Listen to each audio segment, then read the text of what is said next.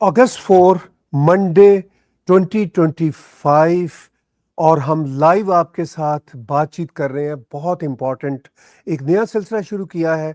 हम पाकिस्तानी बैकग्राउंड के दुनिया में जहाँ कहीं दानिश्वर इंटेलेक्चुअल बसते हैं उनमें से भी किसी को रिक्वेस्ट किया करेंगे, और भारत से भी हम किसी बड़े नाम को अपने साथ शामिल किया करेंगे और गुफ्तगू का आगाज़ करते हैं।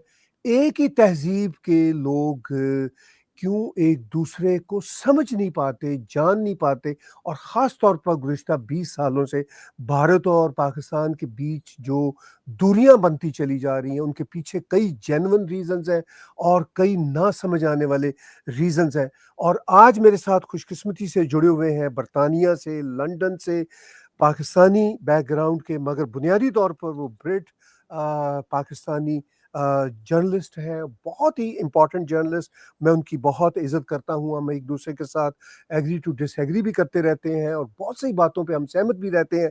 मैं खुशामदीद लंदन से करता हूँ जनाब सकलैन इमाम साहब को, और इसके साथ-साथ मैं बहुत ही शुक्रिया के साथ धन्यवादी हूँ कर्नल मयंक चौबे जी का, जो एक बहुत ही इम्पोर्टेंट नाम है। इनका अपना जो यूट्यूब का चैनल है वो बहुत वाइब्रेंट है, और एक बड़ा इम्पोर्टेंट काम इन्होंने breast cancer in young women foundation नामी एक फाउंडेशन भी बनाई हुई है। इस पे भी हम आगे चल के बातचीत करेंगे।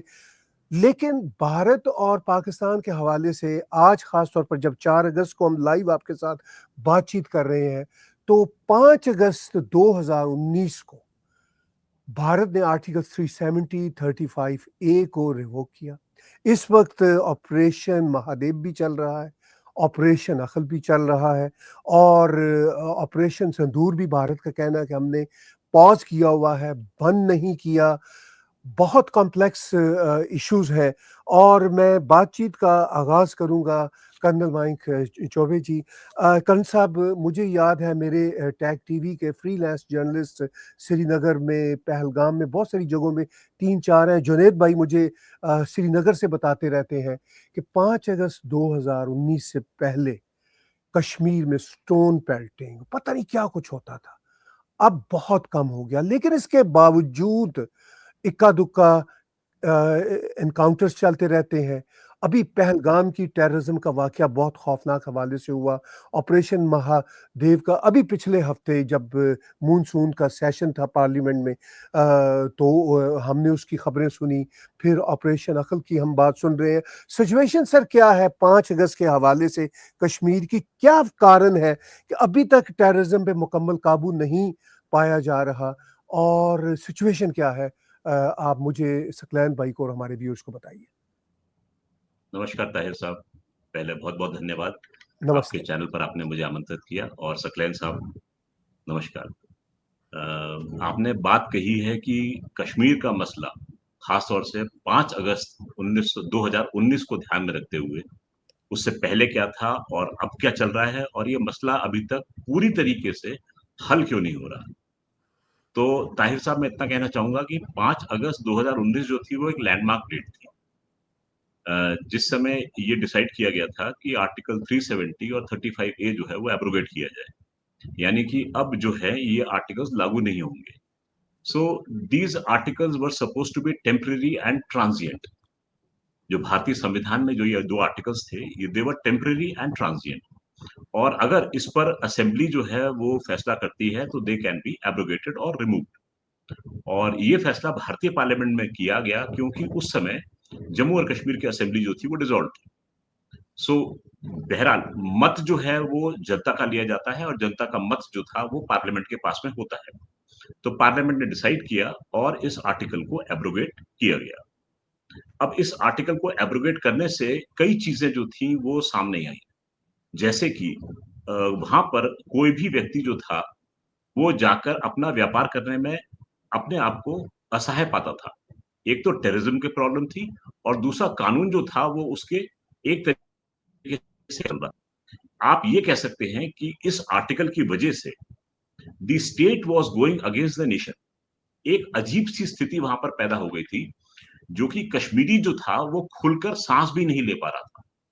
और इस चीज का पता जो था वो एक आम आदमी को भी नहीं था, और उसको वहां की लोकल पॉलिटी इस प्रकार से फीड करती थी कि अगर ये आर्टिकल एब्रोगेट किया गया तो यहाँ पर हाहाकार मच जाएगा, खून की नदियां बह जाएंगी, तिरंगा जो है वो यहाँ फहराया नहीं जा सकता। इस तरीके से लोगों के मन में एक ये शक पैदा किया गया था कि इसके हो जाने से ऐसा होगा। अब कश्मीर जो था वो एक प्रॉपर स्टेटहुड जो था उसको वो मिल नहीं पा रहा था। उसके पास में जितने भी डेवलपमेंटल प्रोजेक्ट्स थे वो वहां पर जा नहीं पा रहे थे, and people were reluctant to go to Jammu and Kashmir to invest. जब एक बार आर्टिकल 370 35 ए एब्रोगेट हो गया तो वहां पर सारे रास्ते हमवार हो गए, प्रॉपर पॉलिटिकल डिस्कोर्सेस जो थे वो चलने लगे वहां पर।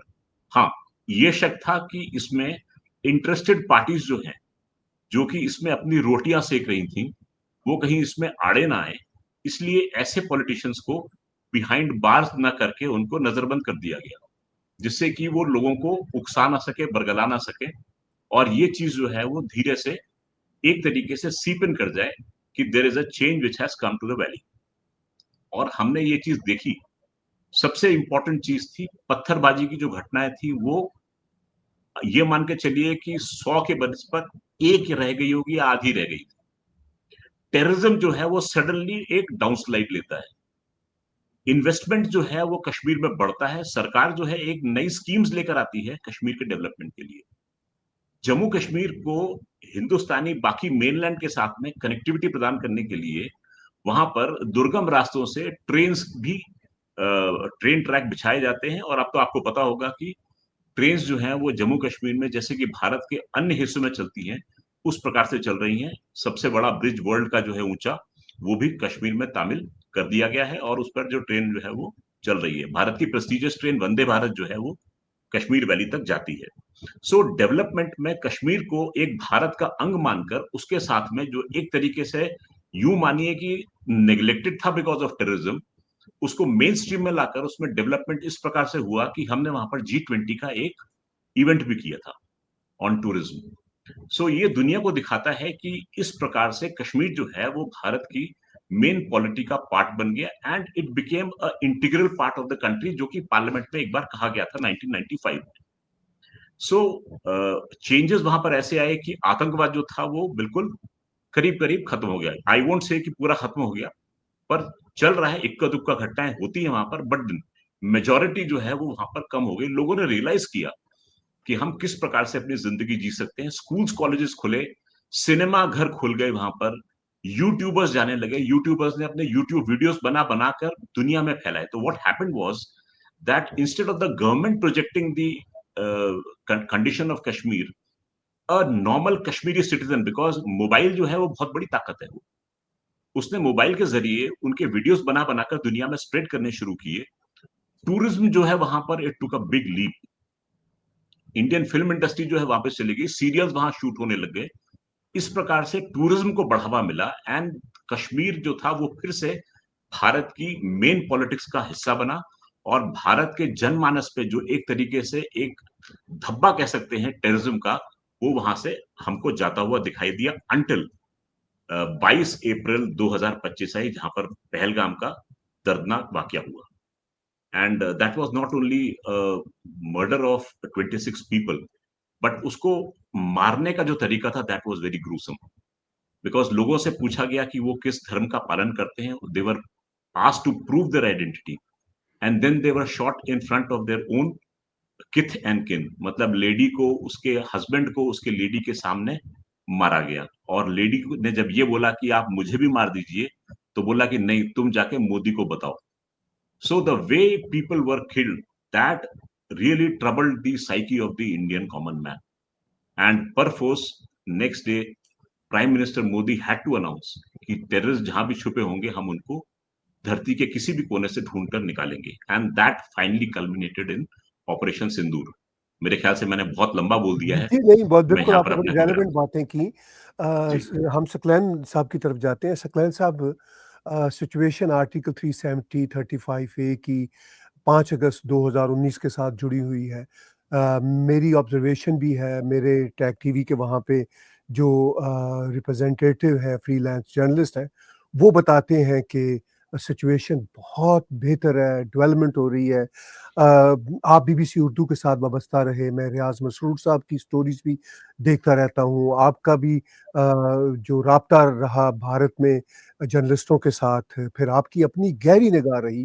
तो ये जो आर्टिकल 35 ए और 370 ए की एब्रोगेशन है, उसके बाद फिर हम ये पहलगाम की टेररिज़्म देखते हैं, फिर भारत और पाकिस्तान के बीच सॉर्ट ऑफ एक जंग भी होती है। मैं सॉर्ट ऑफ जंग कह रहा हूँ 7 मई और 10 मई के बीच। तो इस सारी सिचुएशन को आप कर्नल साहब ने जो कुछ कहा, जो आपका पॉइंट ऑफ व्यू है, आप कैसे इसको देखते हैं? ताहिर, मैं सबसे पहले तो ये कहूँगा कि जो पहलगाम का जो वाक़या हुआ है, इट वाज़ आई क एब्सोल्यूटली एग्री विद कर्नल साहब कि बहुत ही ग्रूसम था, बहुत ज़ालिमाना, बेईमाना वाक़या था। और जिस तरह वहाँ पे टूरिस्ट को, सयाहों को जो इंडिया से आए हुए थे वहाँ पे, उनको कत्ल किया गया, ये नाक़ाबिल क़बूल है, यानी अनएक्सेप्टेबल है और इसकी जितनी भी मज़म्मत की जाए कम है। लेकिन इस वाक़े को अगर हम 370 की वजह से उतार-चढ़ाव या पहली मर्तबा ऐसा हुआ उसके बाद इससे जोड़ना जो है, ये एक सियासी तौर पे मुनासिब नहीं होगा। 370 का जो एब्रोगेशन है या 35 ए की जो एब्रोगेशन है, जिससे कश्मीर का जो स्पेशल स्टेटस था इंडिया के अपने आइन के अंदर, उसको तब्दील कर देने में 2-3 क़बाहते मसाइल हैं। एक तो ये कि खुद इंडिया के आइन के मुताबिक सही नहीं किया गया है। मैं इस कानूनी बहस को इस तरह नहीं लूँगा कि इंडिया के सुप्रीम कोर्ट ने इसको किस तरह लिया है, लेकिन इसको यूँ देखिए कि जो सदर मजलिस था कश्मीर का, उससे कंसेंट लेना था, लेकिन उस कंसेंट को इंडियन गवर्नमेंट ने अपने नामज़द गवर्नर से हासिल कर लिया और उसको कश्मीरी मजलिस का एक कंसेंट करार दे दिया। यानी कि जो असल जिसने कंसेंट, यानी कश्मीर की जानिब से जिसने इसकी कंसेंट देनी थी इस आर्टिकल की एब्रोगेशन की, उससे नहीं ली गई, बल्कि कश्मीरी स्टेट पे जो गवर्नर नामज़द होता है सेंट्रल गवर्नमेंट की तरफ से, उससे ले ली, जिसने ज़ाहिर है सेंट्रल गवर्नमेंट ही के हुक्म के मुताबिक चलना था। सदर मजलिस जो होगा वो अपनी असम्बली के मुताबिक ही जवाब देता या सदर अपनी मजलिस में डिस्कस करता, और ज़ाहिर है किसी इंस्टीट्यूशन के सरबराह से कंसेंट लेने का मतलब है कि वो इंस्टीट्यूशन के मुताबिक वहाँ पे डिस्कस करके करेगा कोई भी फैसला।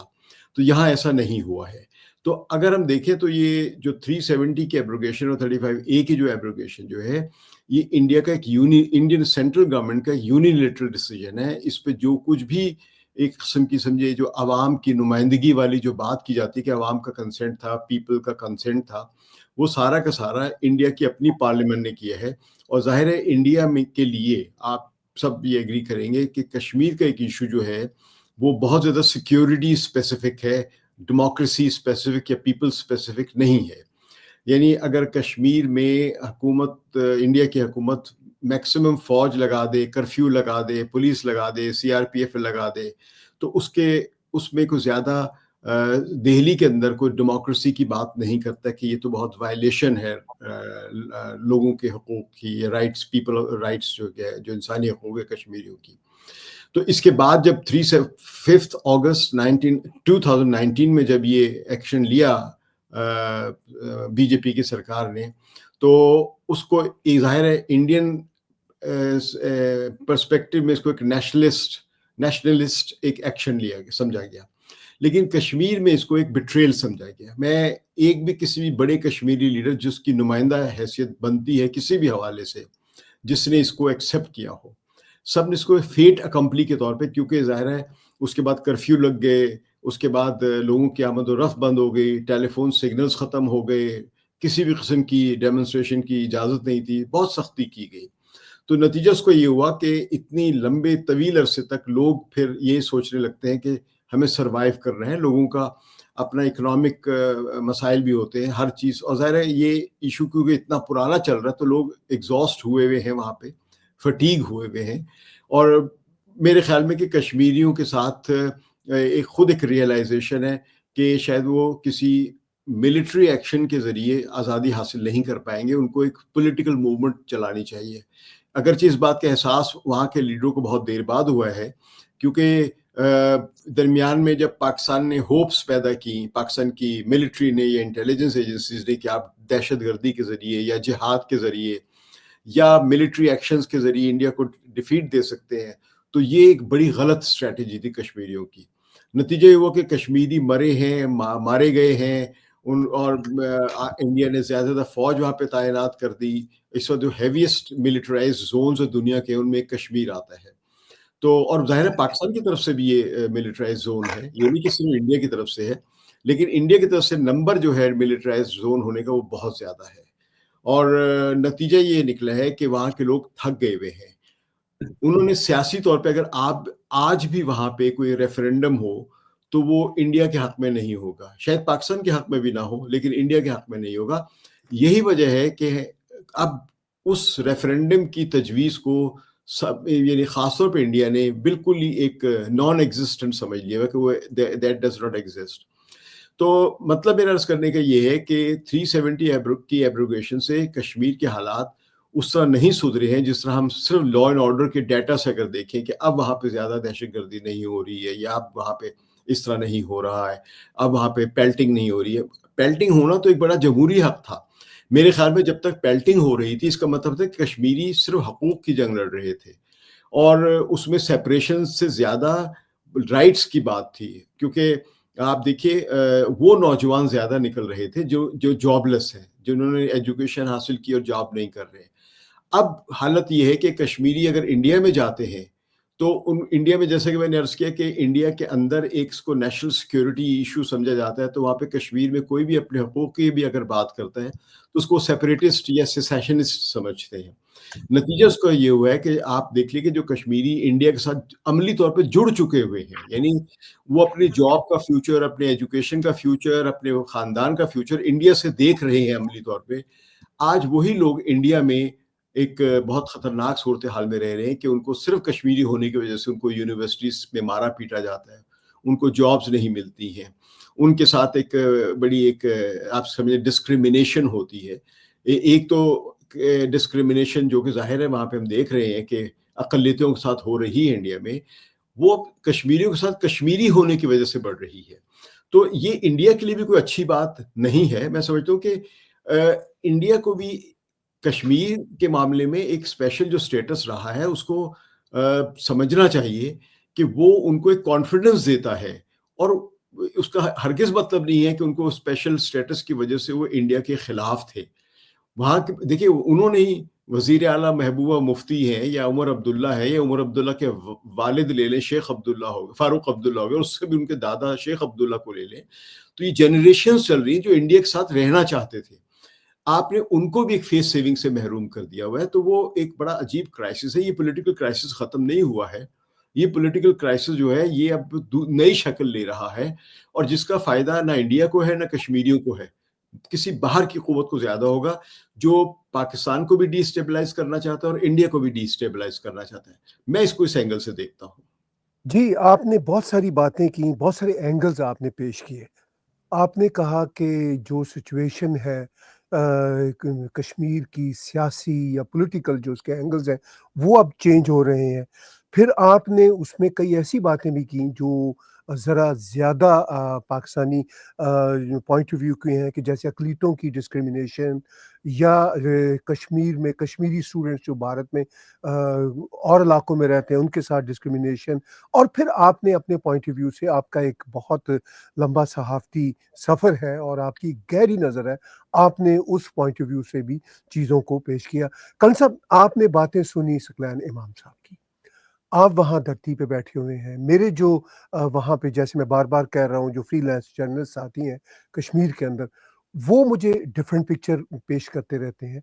लेकिन आप क्या देख रहे हैं? जो बातें ख़ास तौर पे सकलैन साहब ने की, इन्होंने रवायती पाकिस्तानी अंदाज़ में नहीं की, इन्होंने जर्नलिस्टिक अंदाज़ में जो इंटरनेशनल एक परसेप्शन है उसके हवाले से की। मैं सकलैन साहब की इसलिए बहुत इज़्ज़त करता हूँ कि वो एक रवायती सा नैरेटिव लेके नहीं चलते। लेकिन बातें इन्होंने जो की वो हम मीडिया में उनकी गूंज सुनते रहते हैं। आप कैसे उनको एड्रेस करना चाहेंगे? सबसे पहले ताहिर साहब, मैं सकलैन साहब का शुक्रगुज़ार हूँ कि उन्होंने ऐसे मसले उठाए हैं, जो कि वेस्टर्न मीडिया जिसके सहारा लेकर भारत की इमेज को टार्निश करने की कोशिश करता है। और लगता है मुझे कि ईश्वर ने मुझे ये मौका दिया है कि आज इंटरनेशनल मीडिया के सामने अपनी पॉइंट को रख सकूं, और सक्लेन साहब उसका जरिया बन गए आज बेचारे। तो मैं सक्लेन साहब बड़ी माजरत के साथ में आपसे कहना चाहूंगा कि आपने जो पॉइंट्स रखे हैं बहुत अच्छे पॉइंट थे, बहुत बढ़िया सुलझे हुए तरीके से रखे थे, but then I would like to agree to disagree. And उसमें छोटे-छोटे पॉइंट्स थे, ज़्यादा बड़े मुद्दे नहीं थे। जैसे कि आपने बताया कि अक़लियत के साथ में यहाँ पर तशद्दुद होता है। जो मेरी अंडरस्टैंडिंग उर्दू की है, वो कहती है कि माइनॉरिटीज़ के साथ में वायलेंस होता है, अगर मैं ठीक समझ पा रहा हूँ तो ये। तो देखिए, ऐसा है कि भारत में ऐसा नहीं कहूँगा कि पूरी की पूरी सोसाइटी, पूरा देश बड़ा पीसफुल है। यहाँ पर लड़ाई-झगड़ा, मार-पीट, कहा-सुनी जो है, वो जैसे आम देशों में होती है, वैसी होती है। परंतु हमारी जो मीडिया है बहुत वाइब्रेंट है, और हमारी मीडिया जो है वो चीज का रस लेके उसको पेश करना पसंद करती है। फर्ज कीजिए, जैसे सपोज हाइपोथेटिकली अगर मेरी सक्लेन साहब के साथ में कोई नोक-झोंक हो जाए, तो हमारी मीडिया ये नहीं कहेगी कि मयंक चौबे की सक्लेन साहब के साथ में नोक-झोंक हुई। वो ये कहेंगे कि एक हिंदू आर्मी ऑफिसर जो है, वो एक पाकिस्तानी मुस्लिम जर्नलिस्ट के साथ में भिड़ गया। Now this news sells. Mayank Choubey Saqlain साहब के साथ में भिड़ गया does not sell, it does not have any traction, but the moment you add an angle to it, वो न्यूज़ जो होती है वो बिकना शुरू करती है। तो मैं आपसे कहना चाहूँगा कि मैं मीडिया वालों से मैंने इंटरैक्ट किया है और उन्होंने इस बात को कहा भी है कि हम जो है वैसी न्यूज़ उठाते हैं जो कि बिकेगी। और आप जानते हैं कि भारतीय मीडिया कैसा है, हमारे पास में 400 से ऊपर प्राइवेट टीवी चैनल्स हैं, और हर टीवी चैनल जो है अपनी टीआरपी की रेस में लगा हुआ है। वो चाहता है कि व्यूअरशिप हमारी बढ़े, और व्यूअरशिप कैसे बढ़ती है? न्यूज़ अगर मसालेदार होगी तो वो व्यूअरशिप बढ़ेगी। एक पॉइंट आपने रखाया था कि कश्मीरी बच्चों के साथ में, स्टूडेंट्स के साथ में तशद्दुद होता है, जो कि भारत के बाकी इलाकों में पढ़ने जाते हैं। मैं आपकी बात को काटूँगा नहीं, मना भी नहीं करूँगा, परंतु ऐसा नहीं है कि कश्मीरी बच्चों के साथ में लड़ाई होती है। भारत में हर तरीके के लोग रहते हैं, हर जात, भांति, प्रांत के लोग रहते हैं, और आपस में डिफरेंसेस जो होते हैं, वो होने लाज़मी है। देखिए, अगर एक रसोई में बर्तन रखे हैं, तो बर्तन ज़रूर खटकेंगे, और भारत की एक कल्चर में ये है कि वी आर वेरी आर्गुमेंटेटिव। हम जो है अपना पॉइंट ज़रूर रखना पसंद करते हैं, और ऐसे पॉइंट जो होते हैं, वो किसी लेवल तक यंग एज में जा सकते हैं, जहाँ पर मार-पीट और इस चीज़ में तब्दील हो सकते हैं। ऐसा है कि बच्चे कहीं के भी हों, मारपीट कहीं पर भी हो, उसको अगर एक कलर दे दिया जाए, तो एक बहुत बढ़िया खबर निकल के आती है। जैसा कि मैंने पहले बताया था, हमारी वाइब्रेंट मीडिया की वजह से। ऐसा नहीं है कि कश्मीरी बच्चों को लेकर टारगेट करके उनको मारा जा रहा है, नहीं। इत्तेफ़ाक से जो लड़ाई हो रही है, उसमें जो बच्चे इन्वॉल्व्ड हैं, they happen to be Kashmiris. इस वजह से उस चीज़ को इस प्रकार से पिकअप करके वहाँ पर स्टोरी प्ले की जाती है। तो मैं यहाँ पर थोड़ा-सा आपसे डिसएग्री करूँगा। It is not that the Kashmiris are being targeted. It is every other person. अब जैसे आपने सुना होगा महाराष्ट्र में, एक चल गया मराठी अस्मिता, मतलब आप मराठी नहीं बोलेंगे तो यू आर एन आउटसाइडर। अब देखिए, उसमें कश्मीरी तो कहीं आते नहीं हैं। उसमें जो है भारत के और हिस्सों के लोग आते हैं जो कि मराठी नहीं बोलते हैं, और नहीं मराठी बोलने के ऊपर उनके ऊपर कहते हैं कि नहीं आप मराठी बोलो वरना ये काम नहीं होगा। सो हमारे देश में ये सब चीज़ें, मसले जो हैं वो चलते रहते हैं, बड़े आम हैं ये। ये यूके में शायद नहीं होंगे, परंतु इंडिया में आप देखेंगे ये बहुत ही आम चीज़ है, और ये होती रही है और होती रहेगी, and somehow we have we have somehow adapted to live with this thing, कि हम में डिफरेंसेस होंगे, हम आपस में भिड़ेंगे, लेकिन हम जब क्रिकेट मैच खेलेंगे पाकिस्तान के साथ में, तो हम भारत माता की जय सब मिलके साथ बोलेंगे। तो ऐसा भी है। तो हमारे पास में डिफरेंसेस होंगे, लड़ाई झगड़े होंगे, और एक पॉइंट आएगा जब हम सब डिफरेंसेस को डिसॉल्व करके फिर एक साथ बैठ के आगे बढ़ेंगे। तो ये चीज़ें जो है ये आम हैं, और एक कहता हूँ कि वाइब्रेंट डेमोक्रेसी का एक नमूना है हमारे सामने, कि हम मतभेद होते हैं लेकिन हम में मनभेद नहीं होता। ये एक सटल डिफरेंस है हमारी डेमोक्रेसी का। बाकी डिस्क्रिमिनेशन की बात हमने कर दी। हाँ, पत्थरबाज़ी में जॉब को लेकर जो आपने बात कही थी, बड़ी इंटरेस्टिंग बात थी। मैं सकलेन साहब आपको ऐसे वीडियोज़ भेज सकता हूँ जिसमें कि young school girls, school uniform में, छोटे-छोटे बच्चे, वो आके सड़क पर पत्थर फेंक रहे हैं। अब ये कहीं जॉब रिलेटेड तो बात नहीं है। So these were not organic protest, these were all protest which were created.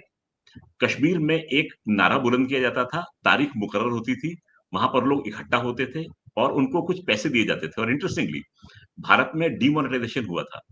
अचानक एक रात को मोदी जी टीवी पर आते हैं, रात के 8 बजे फैसला करते हैं कि कल से 500 के और 1000 के नोट जो हैं वो अमान्य हो जाएँगे, नहीं चलेंगे। आप यकीन मानिए सकलैन साहब, उसके अगले दिन पत्थरबाज़ी जो है बिल्कुल नहीं हुई, क्योंकि लोगों को ₹500 के जो नोट मिलने थे वो तो मौजूद ही नहीं थे। They were not supposed to be accepted as novel tender. तो जब पैसे नहीं मिले तो पत्थरबाज़ी बंद हो गई। आप यकीन मानिए, भिखारी भी कम हो गए थे सड़कों के ऊपर, क्योंकि हिंदुस्तान, पाकिस्तान में जो भिखारी भिखारी भीख माँगने का धंधा जो है ना, वो काफ़ी प्रोग्रेसिव है। तो आपको बॉम्बे में ऐसे भिखारी मिलेंगे जिनके पास में 3-3 घर भी मौजूद है। तो खैर ये मज़ाक की बात थी, लेकिन कश्मीर में पत्थरबाज़ी जो थी, वो मैंने खुद नोट किया था। अचानक it came down. I think it was November 2016 जब मोदी जी ने ये फैसला किया था। I don't remember the exact date, but it was a noticeable difference.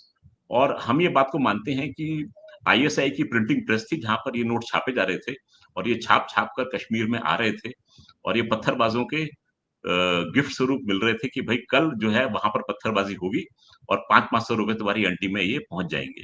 तो this was a fact and it's a very known fact to all the people in India कि ये इस प्रकार से ये प्रोटेस्ट जो थे ये ट्रिगर किए जा रहे थे। रही बात पॉलिटिक्स ड्यूरिंग द आर्टिकल 370 जब स्टेट में था, सो पॉलिटिकल सरगर्मी चल रही थी। We had a lot of organisations जो कि अपने आप को थोड़ा-सा नर्म मानती थी। जैसे जम्मू कश्मीर लिबरेशन फ्रंट जो थी, उसने अपने आप को वायलेंस से अलग करके एक तरीके से पॉलिटिक्स मेन स्ट्रीम में आने की कोशिश की थी। हुर्रियत कॉन्फ्रेंस जो थी वो एक तरीके से नुमाइंदगी कर रही थी कश्मीर की जनता की। अब कर रही थी कि नहीं थी ये मसला अलग से है।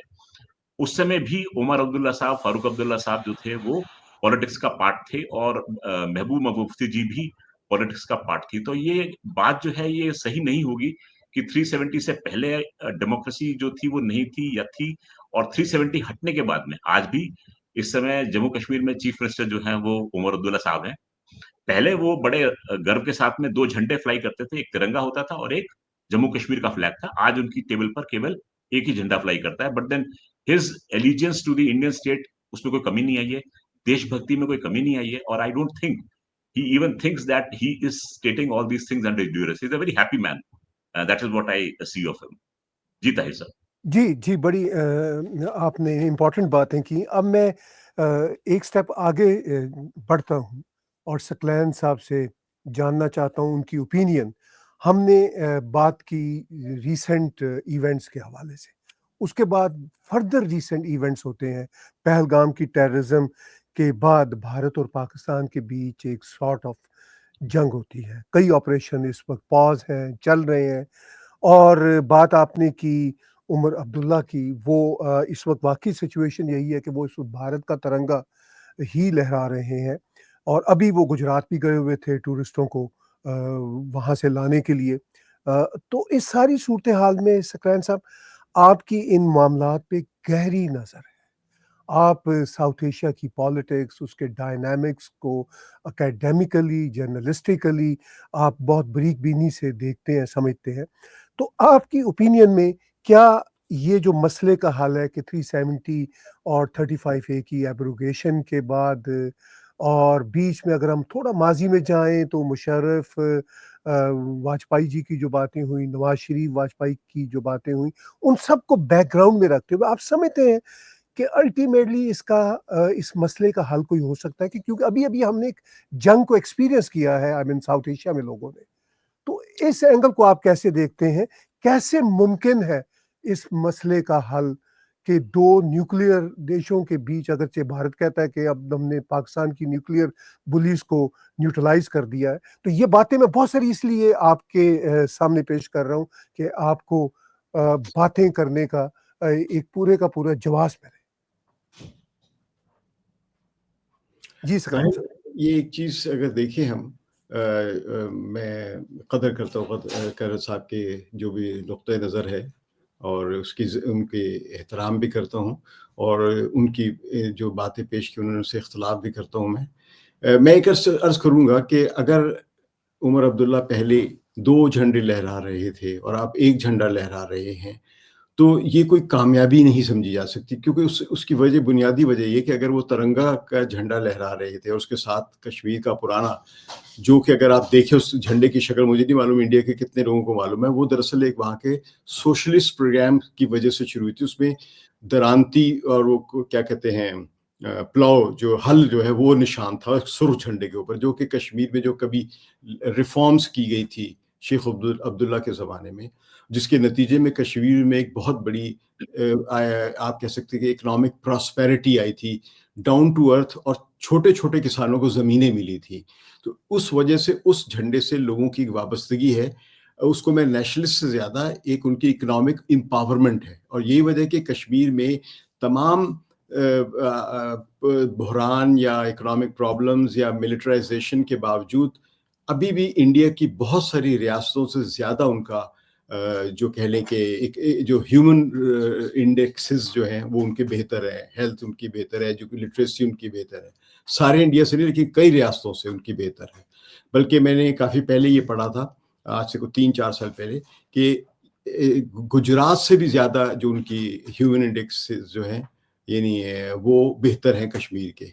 तो इसका मतलब ये है कि वो लोग दे वर ऑलरेडी डूइंग वेल, और उनको और वो इस वजह से कर रहे थे कि जो उनका एक स्टेटस था, जो उनकी जो कश्मीर की अपनी एक्सक्लूसिव इकोनॉमिक रिफॉर्म्स थी, लैंड रिफॉर्म्स थी, जो कि शेख अब्दुल्ला ने कभी अर्ली 50s में इंट्रोड्यूस कराई थी। तो और वो मेरा ख्याल है कि सियासी तौर पे शेख अब्दुल्ला ने इसलिए कराई थी कि उस वक्त इंडिया को और कश्मीरियों को ये वाकई एहसास हो रहा था, या ये ख़तरा नज़र आ रहा था कि शायद उनको सचमुच रेफरेंडम कराना पड़ जाए। तो उस रेफरेंडम में उस वक्त उन्हें ये नज़र आ रहा था कि जो मुस्लिम्स ऑफ कश्मीर हैं, they will vote for Pakistan. तो वो उन मुसलमानों को अपनी तरफ अट्रैक्ट करने के लिए उन्होंने बेहतरीन हरबा या तरीका ये इस्तेमाल किया कि मैक्सिमम इकोनॉमिक रिफॉर्म्स की जाए और लोगों को एम्पावरमेंट दी जाए। और मेरा ख्याल है उसी वजह से शेख अब्दुल्ला की मकबूलियत आज तक वहाँ पे एक लेजेंडरी जो एक नेशनलिस्ट लीडर है वो आज तक चल रही है। तो ये समझने की ज़रूरत है कि जो अगर उमर अब्दुल्ला पहले 2 झंडे लहरा रहे थे, तो वो जो उनका लोकल सुर्ख रंग का हल वाला जो झंडा था, वो सेसेशनिस्ट झंडा नहीं था। वो इंडिया से बगावत का झंडा नहीं था, बल्कि इंडिया के अंदर रहते हुए एक अपने स्पेशल स्टेटस के साथ रहने का झंडा था। तो उसको ख़त्म करना जो है, वो ऐसा नहीं है कि उन्होंने बगावत को कुचल दिया है। उन्होंने कश्मीर की एक आइडेंटिटी को कुचला है, जो कि वहाँ पे थी, पहले से थी। और अगर आप कश्मीर की जितनी पुरानी हिस्ट्री देख लें, तो वहाँ पे बहुत सारी हमेशा ऐसी हुकूमतें रही हैं, जो मेन स्ट्रीम इंडिया से हमेशा लग रही, खुद पार्टीशन से पहले भी और अंग्रेज़ों के आने से पहले भी, तो उनकी एक शक्ल थी। तो ये एक ऐसा अरेंजमेंट था जो अमली तौर पे इंडिया को सूट करता था, और यही वजह कि कांग्रेस ने इसको रखा। और कांग्रेस भी कोई ऐसा नहीं था कि वो बहुत प्रो कश्मीर थी, प्रो सेशनिस्ट थी या प्रो कश्मीर नेशनलिस्ट थी। वो भी, क्योंकि नेहरू साहब ने या इंदिरा गांधी ने जितने भी इक़दामात किए थे कश्मीर के हवाले से, वो बुनियादी तौर पर इंडिया स्पेसिफिक थे, यानी इंडियन नेशनलिज्म को ही प्रमोट करने के थे। तो अब ये जो एक चेंज, ये तो मैंने जैसे अर्ज किया कि ये इसकी कॉन्स्टिट्यूशनल पोजीशन बड़ी क्वेश्चनेबल है। दूसरा एक और मैं अर्ज करूँगा कि इंडिया में जो माइनॉरिटीज़ की जो बात है, देखिए open door UK and Ireland एक एनजीओ है यहाँ पे बरतानिया में, उसने एक डाटा कुछ इकट्ठा किया था, जिसके तहत इंडिया में 78% हेट स्पीच के वाक़यात गुज़िश्ता चंद सालों में बढ़े हैं। 78% बहुत बड़ी तादाद है। और उस हेट स्पीच में 78% उन्होंने कंप्यूट किया, उनमें से 98% जो है वो अगेंस्ट मुस्लिम्स हैं। तो अब इसको आप वाइब्रेंट मीडिया कह सकते हैं, इसको आप हिंदुत्व कह सकते हैं, इसको आप मुसलमानों की गलतियाँ भी कह सकते हैं, क्योंकि ज़ाहिर है मुसलमानों को जो पॉलिटिकल बिहेवियर है वो कोई बहुत अच्छा काबिल सताइश नहीं है कि हम बहुत अप्रिशिएट करें कि उन्होंने बहुत अच्छा किया। और फिर भी क्योंकि मुसलमानों में भी एक बड़ा है, जिसके रीजंस हम समझने की कोशिश किसी और वक्त बैठ के कर सकते हैं, लेकिन इसमें कोई शक नहीं है कि इस्लामोफोबिया जहाँ दूसरे मज़ाहिब की वजह से फैला है, वहाँ साथ-साथ मुसलमानों की अपनी गलतियों की वजह से भी फैला है, क्योंकि इन्होंने वो एक्सट्रीमिस्ट पोजीशन ज़्यादा लेनी शुरू कर दी है हर चीज़ पे। मसलन मैं यहाँ यूके में देख रहा हूँ, इतनी मैंने पाकिस्तान में हिजाब नहीं देखे थे जितना मैं यूके में देख रहा हूँ। और मेरे ख्याल में इसी तरह इंडिया में मैं जो देख रहा हूँ कि उनमें अब ज़्यादा जो एक्सट्रीमिज़म जो है, जो उनकी लीडरशिप जो है, वो उन मजहबी लोगों के पास है, जो इंटीग्रेशन को या एक सेकुलर पर्सपेक्टिव को इस हद तक तो पसंद करते हैं कि इंडिया सेकुलर है ताकि उनके लिए पोजीशन रहे। लेकिन जब वो अपने मुल्क में होते हैं, यानी फ़र्ज़ कीजिए पाकिस्तान में या ईरान में या सऊदी अरेबिया में या तुर्की में, जहाँ भी हो, ये या इवन बांग्लादेश में भी, तो वहाँ पे फिर वो सेकुलरिज़म को पसंद नहीं करते हैं। तो ये प्रॉब्लम्स है। अच्छा, अब आपने जो आपके सवाल का जो दूसरा हिस्सा था, वो बड़ा अहम है कि क्या ये मसला यूं ही फंसा रहेगा। हमने अभी हाल ही में एक जंग भी देखी है। देखिए, इस जंग में अगर आप एक चीज़ देखें, एक टेररिज्म का वाक़या है जिसको मैं अपनी राय में, मुझे नहीं मालूम, आप ज़्यादा बेहतर जानते हैं कि ऑफ़िशियली तो पाकिस्तान भी उसको कंडेम करता है, अंदर से वो कंडेम करता है नहीं करता, या बेहतर जज कर सकते हैं। लेकिन मेरे ख़्याल में पाकिस्तान की एक पोज़ीशन ऐसी रही है कि वो हमेशा इस किस्म के वाक़यात में अल्टीमेटली मुलव्विस पाया गया है। यानी मैं ये नहीं कहूँगा कि पहलगाम में वो है मुलव्विस या नहीं, लेकिन जो पुराने वाक़या जितने भी हमने नोट किए हैं तारीख़ी तौर पे, उनमें पाकिस्तान का यानी इन्वॉल्व होना जो है, वो या साबित हुआ है या कम से कम उसके सर्कमस्टेंशियल एविडेंस मिले हैं। तो अगर आज के भी पहलगाम के वाक़े को भी देखें, तो मैं इसको ये नहीं कहूँगा कि पाकिस्तान की कतई तौर पे कोई उसका ज़िम्मेदारी नहीं है। ये हो सकता है कि अगर इंडिया अच्छी इन्वेस्टिगेशन करे तो वो निकाल सकते हैं, या इंडिया इंटरनेशनल लोगों को इन्वॉल्व करें, तो ये सबूत पाकिस्तान के निकल सकते हैं इन्वॉल्वमेंट के। ज़ाहिर है इस वक़्त अभी कोई ऐसा प्लॉजिबल एविडेंस नहीं आया है इंडिया की तरफ से कि जिससे ये साबित हो कि पाकिस्तान ने किया, लेकिन इसमें कोई शक नहीं है कि पुराने वाक़यात जो हुए हैं, उनमें पाकिस्तान मुलव्विस नज़र आता है। आप मुंबई के अटैक्स देख लें, आप पठानकोट के अटैक्स देख लें, बल्कि मुझे याद पड़ता है कि पठानकोट के वाक़े की जो एक एफआईआर पाकिस्तान में भी दर्ज हुई थी, जिसमें ये एक किस्म का ये पाकिस्तान की गवर्नमेंट ने एडमिट किया था कि ये पाकिस्तान के कुछ लोग इन्वॉल्व थे एक एक्स्ट्रा लीगल एक्टिविटी में, यानी कोई किसी टेररिज्म की कार्रवाई में। तो उस एफआईआर दर्ज होने का मतलब है कि पाकिस्तान के अंदर इस चीज़ को एहसास किसी ने किया था। लेकिन ज़ाहिर है कि पाकिस्तान के अंदर एक जो डोमिनेंस है ऑन सिक्योरिटी पॉलिसीज़ या इंडिया के हवाले से पॉलिसीज़, या अब तो खैर आप कह सकते हैं पूरी फॉरेन पॉलिसीज़ जो है वो मिलिट्री के कंट्रोल में है। तो मिलिट्री को वो एफआईआर पसंद नहीं आई थी, और शायद उसी वजह से ही उस वक्त की जो नवाज शरीफ की गवर्नमेंट थी उसके लिए मसाइल पैदा हुए, जो आहिस्ता आहिस्ता उसके डिसमिसल पे ख़त्म हुए, और फिर बाद में इमरान खान को लाया गया था। तो ये हक़ाइक़ तो हैं, इसमें पाकिस्तान का एक मुलव्विस होना हमें नज़र आता है, और उसी वजह से शक भी है। लेकिन जब आप उस वजह से एक देखिए, हमें ताहिर साहब ये बात कहते हुए आप मेरी बात को एक मेरी हालात की केयरलेसनेस ना समझिएगा, ना सफाकी समझिएगा कि मैं बहुत बेरहम होके बात कर रहा हूँ। मैं हमदर्दी रखता हूँ उन तमाम विक्टिम्स से जो पहलगाम में हलाक हुए हैं, और उन फैमिलीज़ से भी। लेकिन मैं एक अर्ज़ करूँगा कि देखिए, टेररिज्म का वाक़या को आप बराह रास्त एक्ट ऑफ वॉर नहीं कह सकते, क्योंकि आपने सबूत नहीं दिए, एक चीज़ है इंडिया ने। दूसरा ये है कि टेररिज्म देखिए अभी भी नहीं रुकेगा, क्योंकि टेररिज्म ज़रूरी नहीं है कि आईएसआई ही करवाए। टेररिज्म एक ऐसा एक्ट है जहाँ पे कोई भी एक इंडिविजुअल या 2 इंडिविजुअल या 4 इंडिविजुअल जो है वो खड़े होकर कर सकते हैं। मुमकिन है कोई पीछे से स्पॉन्सर करे, लेकिन स्पॉन्सर करने को साबित करना जो होता है वो बहुत मुश्किल काम होता है। तो उसमें एक क्या कहते हैं, एक मिलिट्री स्ट्रैटेजी या स्टेट लेवल की स्ट्रैटेजी होती है कि आप एक डिटरेंस क्रिएट करते हैं कि अगर ऐसा हुआ तो इसके बहुत कॉन्सिक्वेंसेस होंगे, और वो कॉन्सिक्वेंसेस डिसाइसिव होने चाहिए। जो अभी जो जंग हुई है, यानी ऑपरेशन संदूर और इधर से ऑपरेशन बनियान मरसूस जो हुआ है, इसमें कोई चीज़ अभी तक डिसाइसिव नहीं है। इसका मतलब ये अमली तौर पे मैं ये नतीजा निकालूँगा कि कोई भी उठ के एक टेररिज्म का एक्ट कर सकता है। तो क्या उस सूरत में हम फिर जंगों में जाएँगे और फिर इसी तरह के हमले होंगे? तो ये एक न्यू नॉर्म जो इस तरह बनेगा, ये बहुत खतरनाक है, सबके लिए खतरनाक है। ये एक के लिए नहीं खतरनाक है, पाकिस्तानियों के लिए भी, इंडियंस के लिए भी, इस पूरे रीजन के लिए भी। आप देखिए कि इस पूरे रीजन की डेवलपमेंट में जो सबसे बड़ी जो रुकावट है, वो इंडिया और पाकिस्तान का कॉन्फ्लिक्ट है, या उनकी टेंशन जो चला आ रहा है। ना ट्रेड हो रही है, ना इकोनॉमिक डेवलपमेंट हो रही है, ना सार्क अब एक डेड ऑर्गेनाइजेशन बन चुकी हुई है, जिसके नतीजे में पूरा साउथ एशिया मिल के चल सकता था। तो इसलिए मैं इस बात का तो हामी हूं कि इन सब के दरमियान एक ऐसा पीस होना चाहिए जिसमें आपके जो कॉन्फ्लिक्ट्स जो हैं उनको आइसोलेट किया जाए, उनको एक एक ऐसे फ्रीजर में, या फ्रीजर अगर नहीं तो कह लें कि एक ऐसे ब्रैकेट में डाल दिया जाए कि उनकी वजह से बाकी रिलेशनशिप में या बाकी ट्रेड में जो है वो रुकावट ना बने। वो जैसा कि चाइना और इंडिया के दरमियान अब है कि उनके बॉर्डर डिस्प्यूट्स हैं, दोनों एक दूसरे पर इल्ज़ाम लगाते हैं, लेकिन ट्रेड हो रही है। तो इसी तरह पाकिस्तान और इंडिया के दरमियान ये ट्रेड होनी चाहिए। और हल देखिए, मैं हल देने की पोजीशन में हूँ, लेकिन मैं एक चीज़ जानता हूँ कि अगर अभी समझिए कि 10 आज तो 2025 होगी, तो आप समझिए कि आज से तकरीबन 20 बरस पहले जब जनरल मुशर्रफ पाकिस्तान के सदर थे और वाजपेयी साहब और फिर बाद में मनमोहन साहब भी प्राइम मिनिस्टर बन गए थे, तो उनके दरमियान में बड़े राब्ते बढ़े थे। और उन राब्तों में अगर आपको याद हो, जो कॉन्फ्लिक्ट है दोनों के दरमियान, वो कश्मीर में है।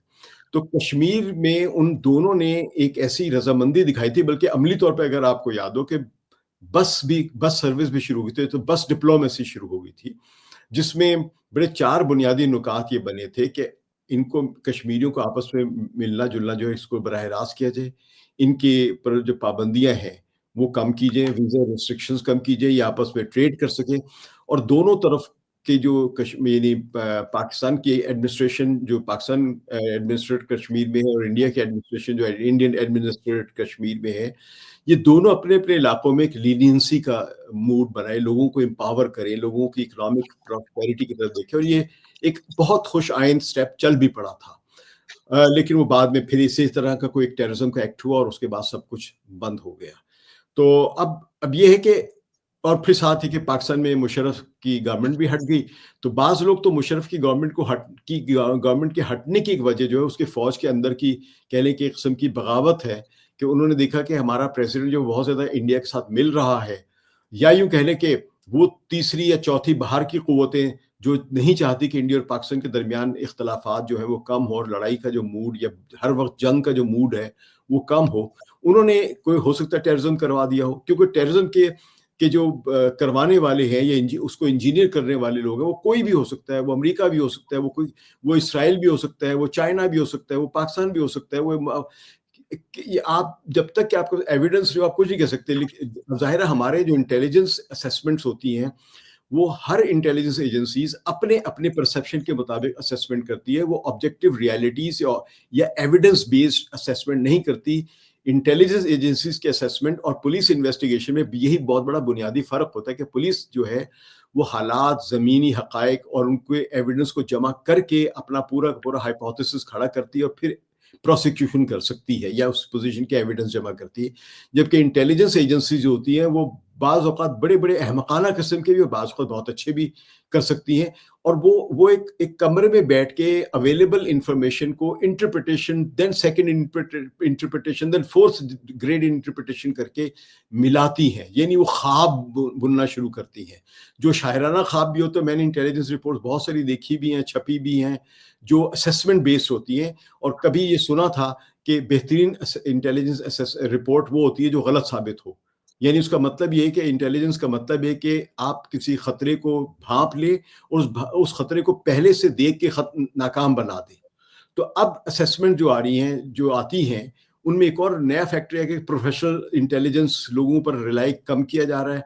पॉलिटिकल ऑब्जेक्टिव्स वाली जो है, यानी ये पॉलिटिकल इंटरेस्ट सर्व करने वाली जो इंटेलिजेंस है, उसको ज़्यादा अप्रिशिएट किया जाता है, क्योंकि मेरे ख्याल में शायद किसी भी मुल्क में, बल्कि आप अमेरिका के भी हाल ही में देख लें कि जब वो वहाँ पे गबार्ड जो है, आपकी तुलसी गबार्ड, जब वो ये बात करती है कि इंटेलिजेंस की रिपोर्ट में ईरान के मुताबिक ईरान में कोई न्यूक्लियर बम नहीं बन रहा है, तो प्रेसिडेंट डोनाल्ड ट्रंप कहते हैं नहीं, उसको कुछ नहीं पता। यानी इसका मतलब अमेरिका की अपनी इंटेलिजेंस एजेंसीज को कुछ नहीं पता है, प्रेसिडेंट डोनाल्ड ट्रंप को पता है। तो इसका मतलब उन्होंने एक पॉलिटिकल इंटरेस्ट अपना सर्व करने की कोशिश की कि ईरान पे इल्ज़ाम लगा के। तो ये बात मैं इसलिए कर रहा हूँ कि अगर अमेरिका जैसी हुकूमत, जहाँ पे हम समझते हैं कि बहुत सारे चेक्स एंड बैलेंसेस है, वहाँ पे इस तरह इंटेलिजेंस सिचुएशन को या रिपोर्ट्स को मनूवर किया जा सकता है, तो इंडिया और पाकिस्तान में तो ये बहुत आसान काम है कि यहाँ पर तो इतनी कोई किसी में मैंने नहीं देखा आज तक कि किसी भी DGISI या रॉ के किसी बड़े ऑफिसर या किसी IB के बड़े ऑफिसर ने बड़ी जुर्रत की हो,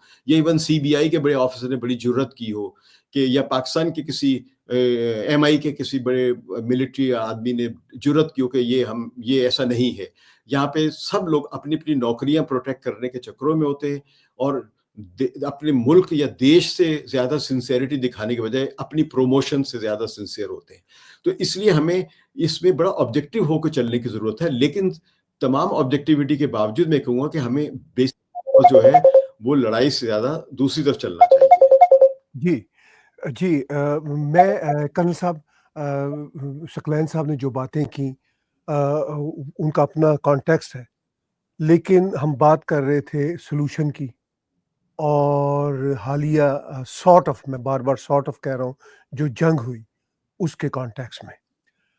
तो भारत में जो मूड हमें दिखता है, भारत में ऑपरेशन सिंदूर के दौरान एक सेंटिमेंट बना, बहुत ही बड़ा सेंटिमेंट बना कि एक बार पाकिस्तान को सबक सिखा दिया जाए। पाकिस्तान में मूड बना कि भई हमने ये जंग जीत ली है। पाकिस्तान के प्राइम मिनिस्टर शहबाज शरीफ ने कई बार कहा कि हमने 1971 की जंग का बदला ले लिया। ये सब पॉलिटिकल नैरेटिव है, हम सब समझते हैं। लेकिन सर, भारत में मूड क्या है और सॉल्यूशन उस मूड की बेस पे आपको क्या दिखता है? ताहिर साहब, बहुत बढ़िया प्रश्न किया है आपने। देखिए, ऑपरेशन सिंदूर जब लॉन्च किया गया था तो आर्म्ड फोर्सेस को एक ऑब्जेक्टिव दिया जाता है किसी भी ऑपरेशन में लॉन्च करने से पहले। और आर्म्ड फोर्सेस को ऑब्जेक्टिव ये दिया गया था कि टेररिस्ट के जो ठिकाने हैं, जो लॉन्च पैड्स हैं या ट्रेनिंग सेंटर्स हैं या जो उनके रहने की जगह है, उनको खत्म किया जाए। तो ऐसे 21 ठिकानों को आइडेंटिफाई किया गया था और 6 और 7 की दरमियानी रात को ये अटैक जो था इन टेररिस्ट कैंप्स पर हुआ था। 9 जगह पर ये अटैक हुआ था। अटैक होने के बाद में डीजीएमओ ने अपनी प्रेस कॉन्फ्रेंस बुलाई थी और ये कह दिया था कि हमने जो करना था वो हमने कर दिया है, टेररिस्ट को हमने लॉन्च पैड्स को अटैक कर दिया है और अब हम इसको डी एस्केलेट करना चाहते हैं, इसको हम यहाँ से आगे ले जाना नहीं चाहते। परंतु उसके बाद में रात को फिर पाकिस्तान की तरफ से अटैक्स आते हैं, ड्रोन अटैक होते हैं, मिसाइल अटैक होते हैं, एयर अटैक करने की कोशिश की जाती है और बट नेचुरल है उसमें फिर इंडिया जो है उसको रिटेलिएट करता है। तो जब एक बात कह दी गई थी कि भई हमने टेररिस्ट पे अटैक किया है और हम इसके आगे और कुछ नहीं चाहते, तो फिर पाकिस्तान का एक जो एक्शन था, it was more of a saving grace कि हम जनता को क्या मुँह दिखाएँगे अगर हम हिंदुस्तान के ऊपर वापस जवाबी कार्रवाई नहीं करते। ये मैं ऐसा मानता हूँ, ये वहाँ की थिंकिंग थी। दूसरी बात है कि पाकिस्तान की जो मिलिट्री है और उसकी पॉलिटी जो है, वो और टेररिस्ट के बीच में एक जो लाइन थी, वो कहीं धूमिल हो गई है। कारण मैं आपको बताता हूँ, एक फ़ोटोग्राफ जो थी, वो बड़ी वायरल हुई थी, जिसमें कि एक टेररिस्ट की नमाज़ जनाज़ा थी, उसके आगे उसका टेररिस्ट का रिश्तेदार खड़ा था और उसके पीछे हाथ बाँधे खड़े थे, बहुत आला अफ़सर जो कि पाकिस्तान की मिलिट्री के थे। मैं ये भी कहना चाहूँगा कि लाहौर कोर के जो चीफ ऑफ स्टाफ थे, वो उसमें शामिल थे। एक ब्रिगेडियर साहब जो हैं, जो कि आईएसआई से वाबस्ता थे, वो भी शामिल थे। एक पाकिस्तान की पंजाब प्रोविंस के एक एमएनए जो कि लेजिस्लेटिव असेंबली के मेंबर थे, वो खड़े हुए थे। ये मैंने आपको सिर्फ उनके नाम गिनाए जो कि टॉप ऑफिशियल्स थे। नंबर 2, एक वीडियो आया था जिसके अंदर से कुछ गाड़ियाँ जो हैं, वो कुछ कॉफ़िन्स को लेके जा रही हैं और कॉफ़िन्स जो थे वो टेररिस्ट के थे, किसी सोल्जर के नहीं थे। वहां का पाकिस्तान की मिलिट्री पुलिस सेरेमोनियल ड्रेस में खड़ी हुई उनको सलामी दे रही थी और पाकिस्तान की मिलिट्री पुलिस और वहां के जवान जो हैं वो दौड़-दौड़ कर उन कॉफिन्स की तरफ जा रहे थे और उनको हाथ लगा रहे थे कि एक बहुत बड़ी चीज़ जो है वो उनसे विदा हो रही है। यहाँ तक कि इतना मैंने पाकिस्तान के किसी जवान की डेथ के ऊपर भी इतना लोगों का इकट्ठा होना और उसपे ये सेंटिमेंट्स आना वो नहीं देखा था, जहाँ की टेररिस्ट की डेड बॉडी के साथ में ये किया जा रहा था। तो that was very surprising to me as an Indian citizen कि भई एक टेररिस्ट अगर मरा है, तो उसके साथ में इतने लोग और वो पाकिस्तान की आर्मी जो it it was a blatant show कि भई हम जो हैं वो इस आदमी के साथ में हैं, आपको जो करना है करिए। नंबर 2 घटना, जनरल आसिम मुनीर जो होते हैं वो फील्ड मार्शल के पद पर आसीन होते हैं और उसकी एक पार्टी रखी जाती है और उस पार्टी के अंदर एक यूएन डेज़िग्नेटेड टेररिस्ट जो हैं वो आते हैं और वो आमंत्रित होते हैं। नंबर 3, एक टेररिस्ट जो हैं वो भाषण दे रहे हैं और भाषण में पीछे पाकिस्तान की अगेन असेंबली के जो मेंबर हैं वो बैठे हुए हैं। तो ये सब चीज़ें क्या दिखा रही हैं कि पाकिस्तान में टेररिस्ट के साथ में वो लोग मौजूद हैं जो कि उनकी पब्लिक को रिप्रेज़ेंट करते हैं, उनकी आर्म्ड फोर्सेस को रिप्रेज़ेंट करते हैं। तो ये कहना जो है अब भारत में ये सोच बन चुकी है कि पाकिस्तान में टेररिस्ट ही आर्मी है और आर्मी ही टेररिस्ट है। ये हिंदुस्तान का आम नागरिक ये अब बात को मानता है क्योंकि ये सोशल मीडिया का ज़माना है। इसमें कोई तस्वीर लुकी-छिपी नहीं है और ये तस्वीर लोगों तक पहुँची है और लोगों ने अपनी आँखों से देखा है। और जो मैंने आपको डेज़िग्नेशन गिनाए हैं, मैं इस समय पन्ने पलट रहा था अपनी डायरी के, क्योंकि मैंने उन अफ़सरान के नाम लिखे हुए थे। रैंक के साथ में नाम और डेज़िग्नेशन थे जो कि वहाँ खड़े हुए थे। तो ये चीज़ें जो हैं ये किसी से छुपी नहीं है। तो it is a very surprising thing. दूसरी बात, जनाब बिलावल भुट्टो कहते हैं कि मसूद अज़हर और हाफ़िज़ सईद, इनके खिलाफ अगर भारत के पास में सबूत है, तो वो हमको दें तो हम इनको हैंड ओवर कर देंगे, ये उनका स्टेटमेंट आता है। So what does the Pakistan politics want to show कि भाई हम मानते हैं कि ये टेररिस्ट है, लेकिन आप प्रूफ दे दीजिए तो हम इनको आपको हैंड ओवर कर देंगे। रही बात ट्रेड को बंद करने की, तो सकलैन साहब आपको याद होगा ये डिसीजन जो है वो इमरान खान साहब ने खुद लिया था जब वो वजीर आजम थे, और भारत ने 370 35 ए एब्रोगेट किया था। तो this decision came from Pakistan that we will not trade with India. It was not a Indian decision कि हम ट्रेड को रोकेंगे, तो it came from Pakistan.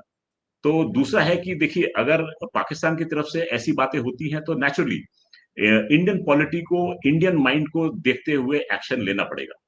And वो एक्शन जो था, it finally culminated into operation Sindoor. क्योंकि जिस प्रकार से आपने खुद माना है कि जो घटना थी that was really very heinous crime, वो एक छोटी मोटी घटना नहीं थी। दूसरी बात, उसमें पाकिस्तान का हाथ मुलव्वस है कि नहीं है, तो मैं आपका ध्यान आकृष्ट करना चाहूंगा। 12-13 जून को एफएटीएफ और मनी कैल की एक प्लेनरी होती है स्ट्रासबर्ग, फ्रांस में। और उसमें आपको पता ही है एफएटीएफ का काम क्या है, they keep a track of all money trails, जो कि मनी लॉन्ड्रिंग होती है, ट्रैफिकिंग में आता है, जिसमें कि टेररिस्ट के लिए मनी जो यूज हो रहा है उसमें आता है। उसमें उन्होंने पाकिस्तान का डायरेक्टली नाम तो नहीं लिया, परंतु उन्होंने पहलगाम की घटना की भर्त्सना की, मजम्मत की उसकी, और साथ में ये कहा है कि इसके अंदर जो मनी ट्रेल जो है वो ये दिखाती है कि ये इंटरनल नहीं है, ये बाहर से आई हुई है। बट देन पाकिस्तान का नाम नहीं लिया गया, they just stop short of naming Pakistan. तो यहां पर इस चीज के बाद में भारत की सरकार ने फैसला किया है कि 25 अगस्त को एशिया पैसिफिक की एक मीट होगी, उसमें हमारा डॉजियर जो है वो पेश किया जाएगा। और हमारा जो विस्तृत डॉजियर है वो 20 अक्टूबर को जो एफएटीएफ की अगली प्लेनरी होगी उसमें भी पेश किया जाएगा कि भाई इस पहलगाम की घटना के पीछे पाकिस्तान का किस प्रकार से हाथ था। तो प्रूफ जो है, जैसा कि सकलैन साहब कह रहे हैं, वो प्रूफ जो है वो टेबल किए जा रहे हैं इंटरनेशनल फोरम में। Now we leave it to the international forum to take cognizance of it, और to just take it as a trash, whatever the case में बी। बट भारत जो है अपनी तरफ से जितने भी प्रूफ है वो इकट्ठे करके दे रहा है। रही ज्वाइंट इन्वेस्टिगेशन की बात, तो देखिए, दूध का जला छाछ भी फूक फूक कर पीता है। पहलगाम, सॉरी, पठानकोट की घटना के बाद में पठानकोट में we went a way ahead. मतलब as a common Indian citizen, I felt bad when the Pakistani ISI representatives were invited to a forward air base in Pathankot for the joint investigation. So it was Indian government had put everything on stake by inviting the representatives of the ISI to a forward air base. So India went that ahead in doing the investigation. अब उसके बाद में अगर उड़ी की घटना होती है तो फिर भारत की जनता जो है वो तिलमिलाएगी, और फिर नेचुरली बदले के लिए सुर जो है वो उठेंगे। जैसे आपने कहा था कि भारत की जनता का मूड क्या है, आपको मैं सच बताऊं, जिस समय ऑपरेशन सिंदूर को स्थगित करने की बात की गई थी, भारत में बहुत लोग नाराज हुए थे। Even those who were loyal to the Bharatiya Janata party, they felt cheated कि हमने बीच रास्ते में क्यों रोक दिया, बिकॉज एवरीबडी वाज थिंकिंग कि बहुत हो चुका है, अब हमसे सहन नहीं होता, हमें पाकिस्तान को खत्म कर देना है। This was the mood in India. It was very difficult for people to make them understand कि नहीं, this was not the objective of operation Sindoor, we were only going after the terrorist and Pakistan was not our target. So ये धीरे धीरे शायद Pakistan, sorry, Bharat की जनता के अंदर ये बात जो घर करेगी, वो इस बात को एक्सेप्ट करेंगे कि operation Sindoor was not meant against Pakistan but the terrorist which were coming from Pakistan. So in no way, आपने नोट किया होगा कि जब हमने जितने भी टेररिस्ट बेसिस पे अटैक किया, देखिए, आपने उसको एरियल रूट से अटैक किया था, स्टैंड ऑफ डिस्टेंस लेके आपने मिसाइल फायर किए, उसमें जो भी आपने काम किया था। अगर नॉर्मल स्थिति होती तो सबसे पहले जो एयर डिफेंस मैकेनिज्म होता है उसको ध्वस्त किया जाता है, and then you fire the missile so that the missiles can go easily.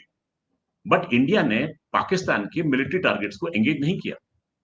We straight went after the terrorist के जो अड्डे थे, उनकी जो रहने की जगह थी, जहां ट्रेनिंग कैंप थे, लॉन्च पैड थे, उन पे अटैक किया गया। So in no way were the Indian forces inclined to engage with the military of the Pakistan, and in no way did the Indian armed forces want to escalate the thing into which it finally spiraled into, जिसमें कि मुलव्वस हुए। और आपको ध्यान होगा प्रधानमंत्री ने parliament के फ्लोर पर यह भी कहा था कि एक दिन में 1000 के आसपास ड्रोन्स और मिसाइल जो थे वो इंडिया की तरफ मारे गए थे।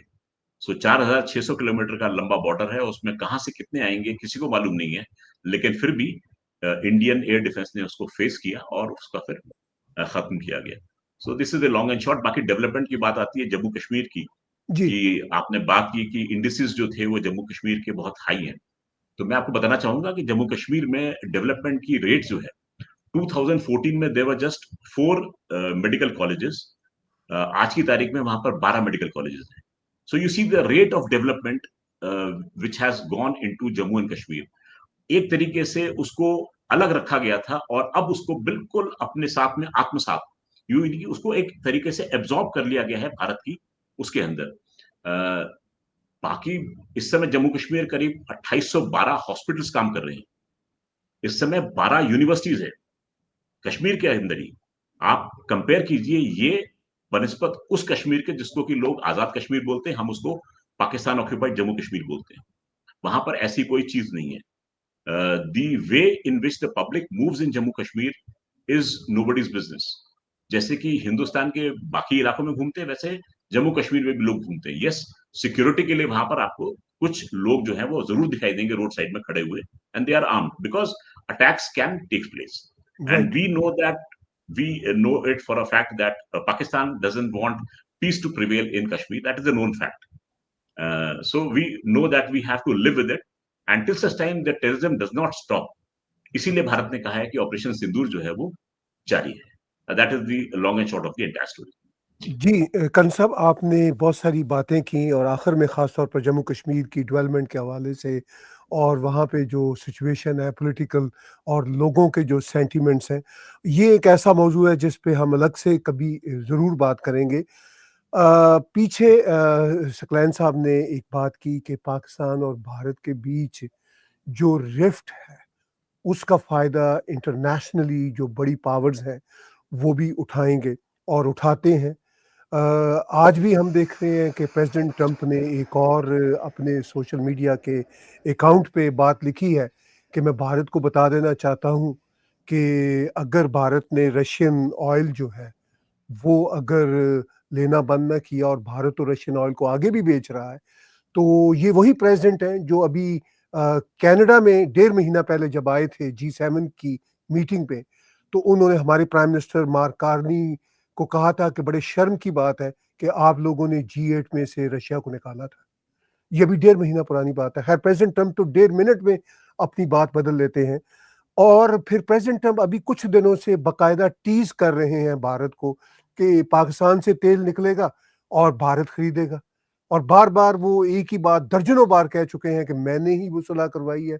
और वो ये बात समझ रहे हैं कि मैं अब टीजिंग एलिमेंट को यूज करते हुए इन दोनों को आपस में भिड़ाना चाहूंगा, अगरचे बात वो पीस की कर रहे हैं। ये वो कॉम्प्लेक्स इश्यूज हैं। मैं इसको भी थोड़ा सा टच करना चाहता हूँ आखिर में। और सकलैन साहब का एक आर्टिकल मैंने फेसबुक पे देखा, बहुत ही बढ़िया आर्टिकल था जिस पे उन्होंने इन डेप्थ ये सारी की सारी बात एनालाइज की है। तो आपने सकलैन साहब पीछे अभी बात की थी कि जो बड़ी बड़ी ताकतें हैं, चाइना का भी जिक्र किया, अमेरिका का भी, और भी जो दुनिया के स्टेक होल्डर्स हैं, वो चाहेंगे कि पाकिस्तान और भारत के जो मामलात हैं वो इसी तरह टेंस रहें। और प्रेसिडेंट ट्रंप की ये जो अब नई जो इंस्टिगेशंस हैं, इसके कॉन्टेक्स्ट में आप कैसे देखेंगे? ताहिर ये बड़ी अहम बात है और हमें असल में इस पर इस पहलू पर ज़्यादा फोकस करना चाहिए बजाय इसके कि हम अपने अपने मुल्कों की अजमत और उनकी फ़ौजी ताकत या इकोनॉमिक अचीवमेंट पर बात करें, क्योंकि ये बातें ऐसी हैं जो अल्टीमेटली हमें एक दूसरे से नफ़रत भी सिखाती हैं। मैं तो इस पॉइंट ऑफ व्यू का आदमी हूँ, बल्कि मुझे याद पड़ता है शायद ये 98 के बाद, यानी 99 के शुरू में या 98 के आखिर में, जब ये पहले इंडिया ने जब किए थे न्यूक्लियर टेस्ट 5 धमाके, फिर पाकिस्तान ने उसके बाद 6 धमाके किए थे। तो और दोनों ने एक दूसरे को अपना एनिमी समझते हुए, या कम से कम पाकिस्तान ने डेफिनेटली इंडिया को मुखालिफ मुल्क के तौर पे कि उसने अगर धमाके किए तो हम भी करेंगे। तो इंडिया ने शायद अपनी सिक्योरिटी के लिए किए होंगे और ज़ाहिर है उस वक्त उनके जहन में शायद पाकिस्तान ना हो और वो पॉलिसी के लिहाज से उनका ये चाइना या उनका इंडिया का अपना स्टेटस बढ़ाने के लिए हैं। लेकिन ये सारे धमाके यूं देखे गए कि जिस तरह अगर इंडिया ने किया तो हमने भी कर दिए। ये जो एक सोच है, या जिस तरह अभी कर्नल साहब ऑपरेशन सिंदूर को बता रहे थे कि हमने सिर्फ टेररिस्ट अटैक्स किए थे टेररिज्म के कैंप्स पे, ये भी पॉइंट ऑफ व्यू है, लेकिन इसको पाकिस्तान में तो ज़ाहिर है यही देखा जाएगा ना कि पाकिस्तान की सरजमीन पे हमले हुए हैं। तो जंगों से या इस किस्म के धमाकों से आप एक दूसरे के लिए जगह नहीं बनाते, बल्कि अपनी पावर को असर्ट करना चाहते हैं।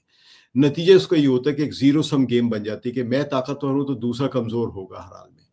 मेरा पॉइंट ऑफ व्यू है, मैं जो मैं अर्ज़ कर रहा था, मैंने इन धमाकों के बाद जो लिखा था बिज़नेस कॉर्नर में उस वक़्त होता था, शायद वहाँ पे किसी कॉलम में मिल भी जाएगा। मैं ये कहता था कि पाकिस्तान, इंडिया और चाइना ये मिल के एक एशिया का बहुत बड़ा एक न्यूक्लियर ब्लॉक क्यों नहीं बनाते, जिसमें पाकि सारे मुल्कों को फ़ायदा हो। मेरी इस बात को यकीनन कोई मज़ाक ही समझेगा या हँसेगा, लेकिन मैं इस अप्रोच का मालिक हूँ कि हम अपनी ताकत, क़ुव्वत, तरक्की, इकोनॉमिक पावर या अपनी न्यूक्लियर पावर या अपनी आप कह लें कि साइंस एंड टेक्नोलॉजी की पावर जो है, वो एक दूसरे के खिलाफ इसका तसव्वुर करने के बजाय हम एक दूसरे की मदद के लिए सोचें। मैं इसमें कोई पाकिस्तान को कोई पॉइंट्स नहीं दे रहा हूँ, क्योंकि पाकिस्तान में भी यही ऐसी ही एक जिंगोइज़्म है, बल्कि इस जंग का सबसे बड़ा फ़ायदा पाकिस्तान की उस पॉलिटिकल सोच को हुआ है जो जिंगोइज़्म चाहती है, जो ऑपरेशन सिंदूर और ऑपरेशन मरसूस बनियान मरसूस जो हुआ दोनों के दरमियान, उसका फ़ायदा पाकिस्तान की अस्करी को, यानी मिलिटेंट पावर जो है पाकिस्तान में, जो कि डेमोक्रेसी के खिलाफ रहे हैं हमेशा से, उनको ज़्यादा फ़ायदा हुआ है इस जंग से पहले। इसीलिए जो मैं कभी-कभार ये कहता हूँ कि जैसा अभी मैंने थोड़ी देर पहले भी कहा था कि बहुत सारे हमलों की जो है हम सर्कमस्टेंशियल एविडेंस जो है वो मिले हैं कि पाकिस्तान की एजेंसीज़ मुलविस पाई गई हैं, जो इंडिया में हुए हैं या इवन अफ़गानिस्तान में हुए, तो अफ़गानिस्तान भी तंग करता रहता है या इल्ज़ाम लगाता है पाकिस्तान के ऊपर। तारीख में तो हम ये भी कह सकते हैं, चाइना को, जो कि पाकिस्तान का बहुत बेहतरीन दोस्त है, हम पाकिस्तान ने चाइना में भी जाके टेररिज्म करवाया है 1980s में, जिस पर एक दिन चाइना ने उठ के फिर वहाँ पे 10,000 से ज़्यादा लोग मारे थे, कि जो कि इधर से ट्रेन या इंडोक्ट्रिनेट होके गए हुए थे। तो ये एक किरदार है। अब ये किरदार पाकिस्तान का क्यों है?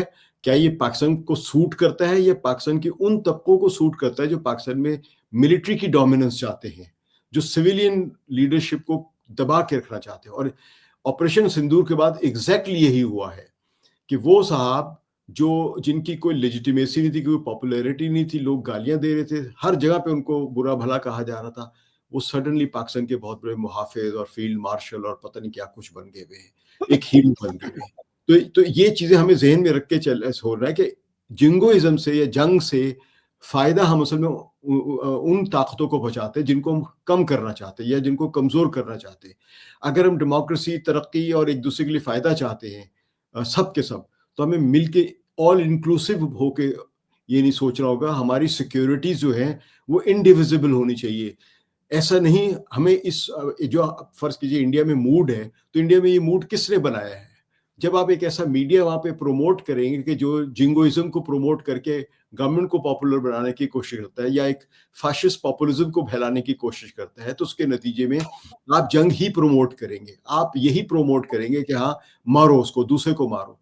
तो मारने से मसले हल नहीं होंगे, मारने से मसले और पेचीदा होते चले जाएंगे, और वो कुव्वतें जो इन मसलों का हल करना चाहते हैं वो कमजोर होती चली जाएंगी। अब मैं भी यही देख रहा हूँ कि जो इंडिया में भी एक सिविल सोसाइटी है, जो वहाँ पे सेकुलरिज्म चाहती है, जो वहाँ पे अमन चाहती है, वो भी कमजोर हो रही इन जंगों की वजह से। और पाकिस्तान में तो इस जमहूरियत का जो हाल है वो आप अंदाजा नहीं लगा सकते कि कितने बुरे हालात हैं यहाँ पे। जो मिलिट्री डोमिनेंस है वो हर, यानी सिविलियन शोबे के कई सरबराह जो वो फौजी रिटायर्ड या सर्विंग जनरल्स हैं, और इसके अलावा ये तो नौकरियां हो गई ना कि एक जनरल उधर रिटायर होता तो उधर दूसरी जगह चला जाता, लेकिन ये जो ओवरऑल पाकिस्तान की सारी पॉलिसीज है, यहाँ तक कि इकोनॉमिक पॉलिसीज भी जो इससे पहले सिविल गवर्नमेंट को दी जाती थी कि तुम पैसे जमा करो या टैक्स जमा करो और हम सिक्योरिटी चलाएंगे या फॉरेन पॉलिसी चलाएंगे, आज वहां भी SIFC के नाम पर फौज के जर्नैल बैठ के वो फैसला कर रहे हैं। हमें नहीं मालूम, ना मुझे मालूम, ना शायद आपको मालूम होगा, पाकिस्तान में किसी को नहीं मालूम है कि डोनाल्ड ट्रंप ने किस तरह ये फैसला किया कि वो पाकिस्तान में जाके ऑयल के वेल्स जो है वो डिग करेंगे और एक्सप्लोरेशन करेंगे। हमारे पास कोई एग्रीमेंट ही नहीं है अभी तक उनके दरमियान में, लेकिन उन्होंने ऐलान कर दिया, यहाँ से कोई तरदीद नहीं हुई पाकिस्तान से। तो ये सब चीज़ें क्या दिखा रही है? ये दिखा रही हैं कि एक जनरल जाता है या एक उसके इशारे पे सारे फैसले हो जाते हैं। तो नतीजा क्या है कि नीचे किसी को नहीं पता कि क्या होगा। तो ये सिर्फ ऑयल वेल्स का नहीं मसला है, ये आपकी फॉरेन पॉलिसी का भी मसला है, ये आपकी यानी डेवलपमेंट का भी मसला है, ये आपके इमीडिएट नेबर्स में क्या होना है, क्या नहीं होना है। तो ये सब चीज़ें हमें रख के देखना है कि हम एक दूसरे को एनिमी डिक्लेयर करके आगे चलेंगे हमेशा। हम लोग क्या एक जिंगोइज्म बढ़ाकर एक दूसरे के साथ ताउन करेंगे, या हम अपने एक दूसरे के ताउन के तमाम रास्ते जो मुस्तकबिल में बंद करते चले जा रहे हैं? नतीजा उसका ये होगा, ये देखिए जिंगोइज्म का सिर्फ ये नहीं आपके नेबर आपके खिलाफ हो जाते हैं या आपके नेबर से जंगी होती है, आपके अपने मुल्क में फाशिज्म बढ़ता है। यानी अल्टीमेट जो सफरिंग होगी वो जिसकी मिसाल बहुत बड़ी ये है कि जर्मनी में हिटलर की वजह से जो अल्टीमेट सफरिंग थी वो रूस की या पोलैंड की या इंग्लैंड की या फ्रांस की नहीं थी, अल्टीमेट सफरिंग खुद जर्मन्स की थी।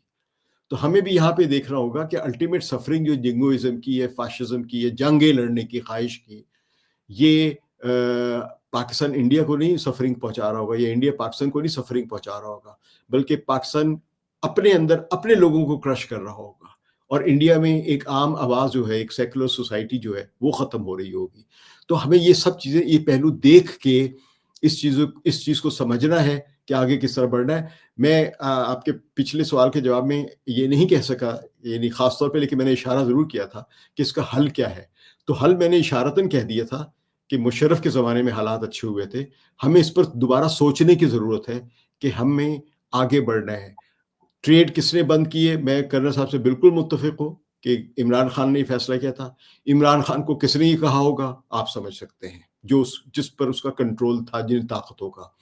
तो अभी भी मैं शहबाज शरीफ को नहीं ज़िम्मेदार ठहराऊँगा, लेकिन ये चीज़ मैं सिर्फ ख़ासतौर पे कर्नल साहब के इल्म के लिए अर्ज़ करूँगा, ताहिर साहब आपको पता होगा कि पाकिस्तान की सियासत में हर एक को पता है कि फ़ौज की एक डोमिनेंस है। और जब बेनज़ीर भुट्टो को इलेक्शन हरवाया गया था कई बार, 1990 में भी, 1997 में भी, और उसके बाद उनको मुल्क बदल कर दिया। ये she was exiled, she had to live in exile life, और उसके बाद जो वापस आती हैं तो ज़ाहिर शी वाज़ किल्ड। लेकिन उनको ये सियासी समझ थी कि अगर आपने फ़ौज को साइडलाइन करना है पाकिस्तान की अपनी पॉलिटिक्स से, तो जो भी गवर्नमेंट बना के सिविलियन प्राइम मिनिस्टर बैठा हुआ है उसके साथ कोऑपरेट करो। और यही वजह कि उन्होंने नवाज शरीफ 2 मरतबा बने हैं या 3 मरतबा बने प्राइम मिनिस्टर, लेकिन उनके सामने वो 2 मरतबा बने हैं।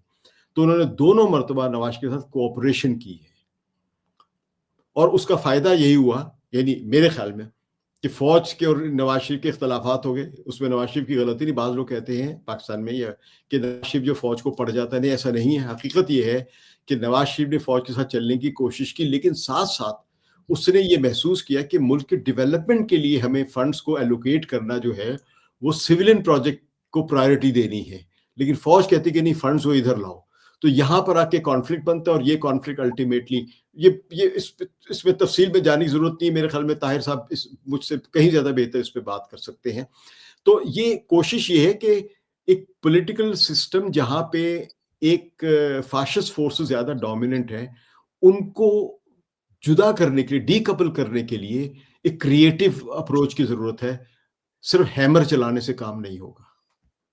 जी, सकलैन साहब और कर्नल साहब, आप दोनों ऐसी हस्तियां हैं, मैंने पहली बार आप दोनों को कनेक्ट किया अपने शो में, और मुझे अंदाज़ा हुआ कि हमें बार बार जुड़ना चाहिए। ऐसे ये कॉम्प्लेक्स इश्यूज हैं, इस पे हमें ऑन एंड ऑफ बातें करते रहना चाहिए। और मैं आने वाले दिनों में आप दोनों दोस्तों से रिक्वेस्ट थ्रू व्हाट्सएप करता रहूँगा जब भी आपकी अवेलेबिलिटी होगी।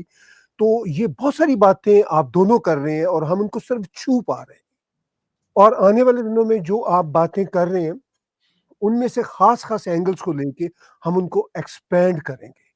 मैं आज की बातचीत को कंक्लूड करते हुए कर्नल साहब, जो बातें खास तौर पर डोनाल्ड ट्रंप के हवाले से हम कर रहे हैं, मेरा ये देखना है या समझना है कि प्रेसिडेंट डोनाल्ड ट्रंप फ़ायदा उठाते हुए जैसे टीज़ कर रहे हैं, पाकिस्तान से भी खेल रहे हैं और भारत से भी खेल रहे हैं। पहले अमेरिकन एडमिनिस्ट्रेशन या वेस्टर्न वर्ल्ड के इस तरह के जो लोग थे, वो सटल तरीके से किया करते थे। अब प्रेसिडेंट ट्रंप तो जिसे कहते हैं बेशर्मी के साथ ज़ाहिरा ज़रीन ऐसा कर रहे हैं, और मुझे भारत का पता है, भारत से जो सेंटिमेंट्स बन रहे हैं, भारत ने बहुत सपोर्ट किया, भारतीयों ने बहुत चाहा ट्रंप को, ये एक रियलिटी है, मेजॉरिटी की मैं बात कर रहा हूँ। तो लेकिन अब उनको जो डिसअपॉइंटमेंट हुई है वो अपनी जगह पे। आज ही एक जो सोशल मीडिया पे उनकी एक पोस्ट आई है, उसमें फिर उन्होंने ये बात की कि इंडिया, मैं आपसे निपट लूँगा, और आप तेल लेते हैं रशिया से और फिर आगे भी बेचते हैं। तो इसका मतलब है कि प्रेसिडेंट ट्रंप तो ये ओपनली अब इंस्टिगेट कर रहे हैं। आप इस एंगल को कैसे देखेंगे? देखिए, to tell you very frankly Tahir साहब, भारत में प्रेसिडेंट ट्रम्प जो हैं वो प्रेसिडेंट ट्रम्प कम और एक हँसी का एक मुद्दा जो है वो ज़रूर बन चुके हैं। तो उनके किसी ट्वीट को आप यकीन मानिए कोई सीरियसली नहीं लेता है। हाँ, टॉकिंग पॉइंट उनका ट्वीट ज़रूर बनाता है और एक तरीके से आप सोशल मीडिया को देखिएगा किस प्रकार से उनकी खिल्ली उड़ती है, मीम्स बनते हैं। तो भारत में प्रेसिडेंट ट्रम्प ने जो सबसे पहले उन्होंने जो किया था कि मैंने भारत और पाकिस्तान के बीच में संधि करा दी है और वो ऑपरेशन सिंदूर जो है वो रुक गया है क्योंकि मैंने वो बीच बचाव किया था, that became the start point. और जो हर उनका एक अटरेंस होता है, एक ट्वीट होता है, वो मज़ाक का विषय बन जाता है। तो it is taking very jokingly, nobody takes his tweets very seriously. Of course government जो है नेचुरली उसको अपना तवज्जो देगी, जो भी वे करना होगा करेगी। रही बात जो डिस्कशन सकलैन साहब ने की था, सॉरी, मुझे अपने बचपन के दिन याद आ गए ताहिर साहब। जी। ये दिन है सन 78-79 के, और मैं एक छोटा बच्चा हुआ करता था, कान में ट्रांजिस्टर लगा के हम लोग कमेंट्री सुना करते थे और हिंदुस्तान पाकिस्तान के बीच में क्रिकेट मैच होता था और मैं अपनी डायरी में रन्स लिखता था। सुनील गावस्कर 4, 2, 1, इस तरीके से स्कोरिंग करता था। इतना शौक था मुझे क्रिकेट का। उस समय सकलैन साहब मेरे ज़हन में एक चीज़ थी कि भारत और पाकिस्तान जो है वो विभाजित हो चुके हैं। अगर हम दोनों एक देश होते, तो हमारी क्रिकेट टीम क्या होती? तो मैंने अपने ज़हन में एक क्रिकेट टीम बनाई थी, भारत और पाकिस्तान अगर एक होते तो क्या होता? तो उसमें ओपनिंग लाज़मी है कि मैं सुनील गावस्कर से कराता और रनिंग एंड पे रहते चेतन चौहान और वन डाउन थे ज़हीर अब्बास मेरी चॉइस। पता नहीं कितने लोग जो इस समय सुन रहे हैं ज़हीर अब्बास को जानते होंगे। गूगल करेंगे तो जान जाएँगे कि इस सब कॉन्टिनेंट के सबसे, मैं कहता हूँ, Rahul Dravid of those days वो थे, वो ज़हीर अब्बास थे। तो ये मेरी सोच थी कि अगर हम एक होते तो क्या होता? मैं अभी भी मानता हूँ कि भारत में बहुत लोग इस चीज़ को सोचते होंगे। हाँ, बीच-बीच में ऐसी घटनाएँ होती हैं जो इस सोच को नकार देती हैं और हम फिर वापस दूसरी राह पे चल पड़ते हैं। तो ज़रूरत है कि ऐसी सोच को बरकरार रखा जाए और ताली एक हाथ से नहीं बजती है। अगर प्रधानमंत्री जो हैं वो बस लेकर जाते हैं अटल बिहारी वाजपेयी तो पीछे से कारगिल नहीं होना चाहिए। ये मेरी गुज़ारिश है पाकिस्तान की पॉलिटी से, अगर वो इस समय इस चीज़ को देख रहे हैं। देखिए, हमने बहुत कोशिश की अपना हाथ बढ़ाने की। जब मोदी जी लैंड करते हैं इस्लामाबाद में, he put all his political capital at stake. Bharat में प्रधानमंत्री, और वो भी ऐसी पार्टी का जो कि अपनी तरफ से एक हिंदुत्ववादी पार्टी की इमेज रखती है, राइट विंग पार्टी की इमेज रखती है। उसका लीडर अगर अचानक अ, ऐसे कंट्री में लैंड करता है जो कंट्री जो है बहुत ज़्यादा फ्रेंडली नहीं है हमारे साथ में, तो वो अपनी पूरी पॉलिटिकल कैपिटल को स्टेक पर रख के लैंड करता है और उसके बाद में भी उसको वो चीज़ नहीं मिलती है जिस चीज़ की वो तवक्को करता है। तो कहते हैं कि अगर एक्सपेक्टेशन होती है तो दुःख भी होता है, तो वो दुःख जो है वो भारत ने बहुत झेला है। और करते-करते जो है वो हिंदुस्तान के जनमानस पे एक चीज़ हो गई है कि अब बहुत हो चुका। To tell you very frankly, अगर ये चीज़ नहीं होती, पहलगाम की घटना नहीं होती, तो पाकिस्तान जो था, वो भारत की सोच में कहीं एग्ज़िस्ट नहीं करता था। आप यकीन मानिए भारत में किसी भी डिस्कशन में Pakistan was never an issue. Bharat देखता था तो अपने कॉम्पिटिशन में चाइना को खड़ा देखता था। पाकिस्तान जो है कहीं सोच में नहीं था। हाँ, पहलगाम की घटना होती है तो वापस पाकिस्तान जो है वो इंडियन डिस्कशन के मुद्दा जो है वो बन जाता है। मेरी एक शिकायत रहेगी पाकिस्तान के साथ में, देखिए, अगर हम दोनों देशों को आपस में एक-दूसरे को समझना है तो पाकिस्तान को अपने कल्चर को अपनाना पड़ेगा। अपने माज़ी को एक्सेप्ट करना पड़ेगा कि येस, हम इस कल्चर को बिलॉन्ग करते हैं। मतलब पाकिस्तान के पास में रेडीमेड इतनी बड़ी रिच कल्चर एक्सिस्ट करती है। आप उसको ओन कीजिए। अगर भगवान राम मेरे हैं, राजा राम मेरे हैं, तो वो एक पाकिस्तानी की भी तो हैं। भई हम एक ही सबकॉन्टिनेंट से पैदा हुए हैं ना। 14 अगस्त या 15 अगस्त 47 से पहले ये ज़मीन जो थी वो एक ही थी। तो जितना अयोध्या का राजा मेरा था, उतना ही एक आम आज के पाकिस्तानी के लिए अयोध्या का राजा वही था। अगर आज पाकिस्तानी उस चीज़ को क्लेम करेगा तो आप सोचिए कि पाकिस्तान की कल्चर कितनी रिच हो जाएगी। मतलब मीर कासिम के बाद में अचानक जो है वो पाकिस्तान का उदय होता है और मोहम्मद अली जिन्ना आ जाते हैं। बीच का पूरा पूरा पीरियड जो है वो खाली होता है और भारत को सुनाने के लिए कहा जाता है कि हमने तुम पे 1000 साल तक राज किया। देखिए, मुगल जो थे वो पाकिस्तानी नहीं थे। पाकिस्तान में आज भी अगर आप डीएनए टेस्ट कराएँगे, तो हमारा और आपका डीएनए जो है वो एक ही है। हमारा डीएनए कोई मंगोल डीएनए नहीं है, तुर्क नहीं है, कहीं का भी है नहीं है। We all belong to the same subcontinent. So what I would request is claim your roots. उस पे अपना हक जाहिर कीजिए कि जितनी ये जमीन आपकी है उतनी मेरी भी है। और फिर देखिए, एक बार जब ये चीज एस्टेब्लिश होती है कि we share a common culture, तो फिर आदमी समझेगा इस चीज को। मुतालबा पाकिस्तान पढ़ने के बाद में हम एक दूसरे के पास नहीं जा सकते, दूर ही जाएंगे। तो ये मेरा एक कहने का है कि हम जो है अपनी सोच को थोड़ा सा ब्रॉडन करें। मैं कहता हूं इसके लिए दोनों की दोनों मिलिट्रीज बहुत बड़े काम करती हैं। इस समय भारत में तंगधार में एक जगह ऐसी है जहां पर एक पाकिस्तानी मेजर की बॉडी दफन है, और उस कब्र की रक्षा जो है वो भारतीय सेना करती है, और उसके ऊपर गोलेबारी होती है एलओसी के आर पार, तो पाकिस्तानी शेल आके उसके ऊपर गिरता है, और उसको मेंटेन इंडियन आर्मी आज भी करती है। इस चीज को मैंने लेके ट्वीट किया था। कारगिल की जंग होती है तो ब्रिगेडियर बाजवा जो हैं वो कर्नल शेर खान की जेब में एक नोट लिख के डालते हैं कि ये बहुत बहादुरी से लड़ा था। मैं ये चाहता हूं कि ये फौज जो है ना, हम दोनों के बीच में एक बहुत बड़ा बाइंडिंग फैक्टर का काम कर सकती है। पंजाब रेजिमेंट के जितने एसेट्स हमारे पास में है उतने आपके पास में भी हैं। वन असम के सीओ जो हैं वो अयूब खान रह चुके हैं। वन असम भारत की रेजिमेंट है। सो हमारे बीच में इतने कॉमन फैक्टर्स हैं, and I think military diplomacy हम दोनों के बीच में बहुत बढ़िया काम करेगी। देखिए, पॉलिटिशियन जो भी करते रहे, एक बार मिलिट्री की समझ में आ जाए, और मैं यहाँ पर इशारा करूंगा पाकिस्तानी मिलिट्री की तरफ, क्योंकि पाकिस्तानी मिलिट्री जो है वो भारत को दुश्मन देखना बंद करे। हाँ, एक दूसरे के खिलाफ खड़े हैं, देश के लिए लड़ेंगे लड़ेंगे, लेकिन एंड में जाकर होश की दवा पिए और कॉमनैलिटी पे हम काम करेंगे, तो हम कहीं पास आ सकते हैं। एंड उसके लिए Pakistan will have to claim कि yes, this is my culture as good as it is yours. तो अगर ये भावना अगर आम पाकिस्तानी में आ जाती है, तो देखिए दूरियां जो है वो नजदीकियां बनने में कोई ज्यादा वक्त नहीं लगेगा, लेकिन कदम जो है वो इसकी तरफ बढ़ाने की आवश्यकता है। बहुत शुक्रगुज़ार हूँ। मेरा ख़्याल तक हम 1 घंटे में बातचीत कंक्लूड करेंगे, लेकिन हमारी बात 1 घंटे से ज़्यादा बढ़ी, और जैसा मैंने कहा, आप दोनों दोस्तों ने ऐसी बातें की जिनके हवाले से मैं समझ रहा हूँ कि ये सिर्फ़ और सिर्फ़ आपने टिप्पणियाँ दी हैं, बीच में नुक्ते पेश किए हैं। हम इसमें से एक्सपैंड करके अलग-अलग बातें कर सकते हैं। आने वाले दिनों में मैं आप दोनों दोस्तों से दरख़्वास्त करूँगा कि आप हमें वक़्त दीजिएगा। कंस साहब, आपसे ख़ास तौर पर मैंने पीछे कहा था कि जो आपकी फ़ाउंडेशन है, उसके हवाले से हम थोड़ी-सी जानकारी देना चाहेंगे। Breast cancer in young women foundation के हवाले से। ये एक ऐसा काम है, देखिए बहुत सारे पाकिस्तानी पेशेंट जाते थे बाहर। अब वो भी सिलसिला बहुत हद तक रुक गया। बहुत सर्व किया भारत ने, ख़ास तौर पर दुनिया की फ़ार्मेसी है, सुषमा स्वराज जी हुआ करती थीं, वो वीज़े दिया करती थीं। और इसी तरह जो आपकी ये ऑर्गनाइज़ेशन है, एक सेल्फलेस आपका ये पैशन है, इसके हवाले से 2 मिनट ज़रूर बताइए हमें। Thank you so much Tahir साहब।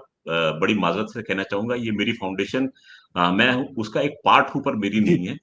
ये फाउंडेशन जो है बेस्ड है डेनवर यूएसए में, और अपनी तरह की एक अनूठी ऑर्गेनाइजेशन है, और इसका नाम है breast cancer in young women foundation. So हम ब्रेस्ट कैंसर की जब बात करते हैं तो हमारा ध्यान जाता है उन खातून की तरफ जो कि 40 साल की उम्र से आगे हैं। लेकिन आपको जानकर हैरानगी होगी कि स्टडी कैरी आउट हुई है, उसमें ये कहा गया है कि सन 2040 में भारत में जो महिलाएं ब्रेस्ट कैंसर का शिकार बनेंगी, उनकी औसत उम्र जो है वो 33.72 होगी। तो आप ये देखिए कि हम 40 के बाद की बात कर रहे हैं, लेकिन 2040 जो है उसमें एवरेज एज 33.72 होगी। यानी जो लेडी उस समय 33.72 एज की होगी, वो आज 18 साल की बच्ची है। तो फाउंडेशन ये एम करती है कि 18 साल से लेकर 39 इयर्स तक की जो यंग लेडीज हैं, उनमें एक अवेयरनेस आए कि हाँ, इस तरीके से ये कारण है जिसकी वजह से ब्रेस्ट कैंसर जो है वो जन्म ले सकता है। और ये जरूरी नहीं है कि ये ब्रेस्ट कैंसर जो है वो वंशानुगत हो, यानी कि जेनेटिकली आप में पास ऑन हो। ये इंडिपेंडेंटली भी आ सकता है, लाइफस्टाइल की वजह से आ सकता है, आप उसमें किस तरीके से ओसीपी का प्रयोग करते हैं उसकी वजह से हो सकता है, किस तरीके से कपड़े पहनते हैं उसकी वजह से हो सकता है। तो इस मुहिम को लेकर मैं जा रहा हूँ कॉलेजेस और यूनिवर्सिटीज में, और उसमें एक यूथ काउंसिल जो है वो खड़ी कर रहे हैं, जिससे कि वो सेल्फ सस्टेनिंग बॉडी रहे। हम रहे ना रहे, बाद में बच्चे जो हैं उसको चीज को चलाएं, और आगे लोगों को इसके लिए एजुकेट करते चलें, जिससे कि ये जो चीज है ये एक तरीके से अरेस्ट हो सके और आज की बच्ची जो है वो उस स्टैटिस्टिक्स का पार्ट ना बने जो कि 2040 में दिखाई जा रही है आज। बहुत-बहुत धन्यवाद ताहिर जी, आपने मुझे मौका दिया बोलने के लिए। जी, बहुत शुक्रिया कर्नल साहब, बहुत शुक्रिया सकलैन इमाम साहब। चलते-चलते प्रोग्राम को कंक्लूड करते हुए मैं अपनी तरफ से भी कुछ मैसेज दूँगा। हमारे कनाडा में सागर पाटिल आ रहे हैं जो गरबा किंग समझे जाते हैं। 21 सितंबर से अक्टूबर 11 तक इनके अक्रॉस कनाडा कॉन्सर्ट्स हो रहे हैं। फिर यहाँ पे हमारे जो यहाँ पे टिकर चल रहे हैं गिरीश शर्मा जी जो मॉर्गेजेस की सर्विसेज़ देते हैं, बहुत ही एक्सपर्ट्स हैं अपने सर्विसेज में इंडस्ट्री में। उनके टेलीफोन नंबर चल रहे हैं, आप उनसे राब्ता कीजिए। इसके साथ-साथ शशि सिक्योरिटी भारत में एक बहुत बड़ी सिक्योरिटी कंपनी हुआ करती थी, हज़ारों लोग थे। इनके यहाँ पे भी बहुत बड़े-बड़े बिज़नेस हैं कनाडा में, मगर अब उन्होंने एक सिक्योरिटी कंपनी भी शुरू की है। और फिर स्पर्श शर्मा जी जो एक्सपीरियर फाइनेंशियल ग्रुप से जिनका ताल्लुक है और वो हर तरह की इंश्योरेंस दे रहे हैं। तो इस तरह के मैसेज भी हम आपको देते रहेंगे। मैं बहुत शुक्रगुज़ार हूँ सकलैन इमाम साहब का जो बीबीसी के साथ मुंसलिक रहे और बहुत ही बढ़िया तज्ज़िये करते हैं। हम एक-दूसरे का बहुत एहतराम भी करते हैं और एग्री टू डिसएग्री भी करते रहते हैं। आज हमारे साथ कर्नल रिटायर्ड माइक चौबे जी जुड़े, हम इनके भी बहुत शुक्रगुज़ार हैं। और आज की बातचीत के नतीजा में हमने ये समझा कि मैं ख़ास तौर पर रिक्वेस्ट दोनों दोस्तों से करता रहूँगा, इनकी अवेलेबिलिटी पर जब भी कभी ये अवेलेबल हुआ करेंगे, तो जो बातें आज हमने टच की हैं, उनको हम फर्दर अपनी गुफ्तगू का हिस्सा बनाएँगे, एक्सपेंड करेंगे। आप दोनों दोस्तों का बहुत-बहुत शुक्रिया, बहुत-बहुत धन्यवाद। शुक्रिया। धन्यवाद।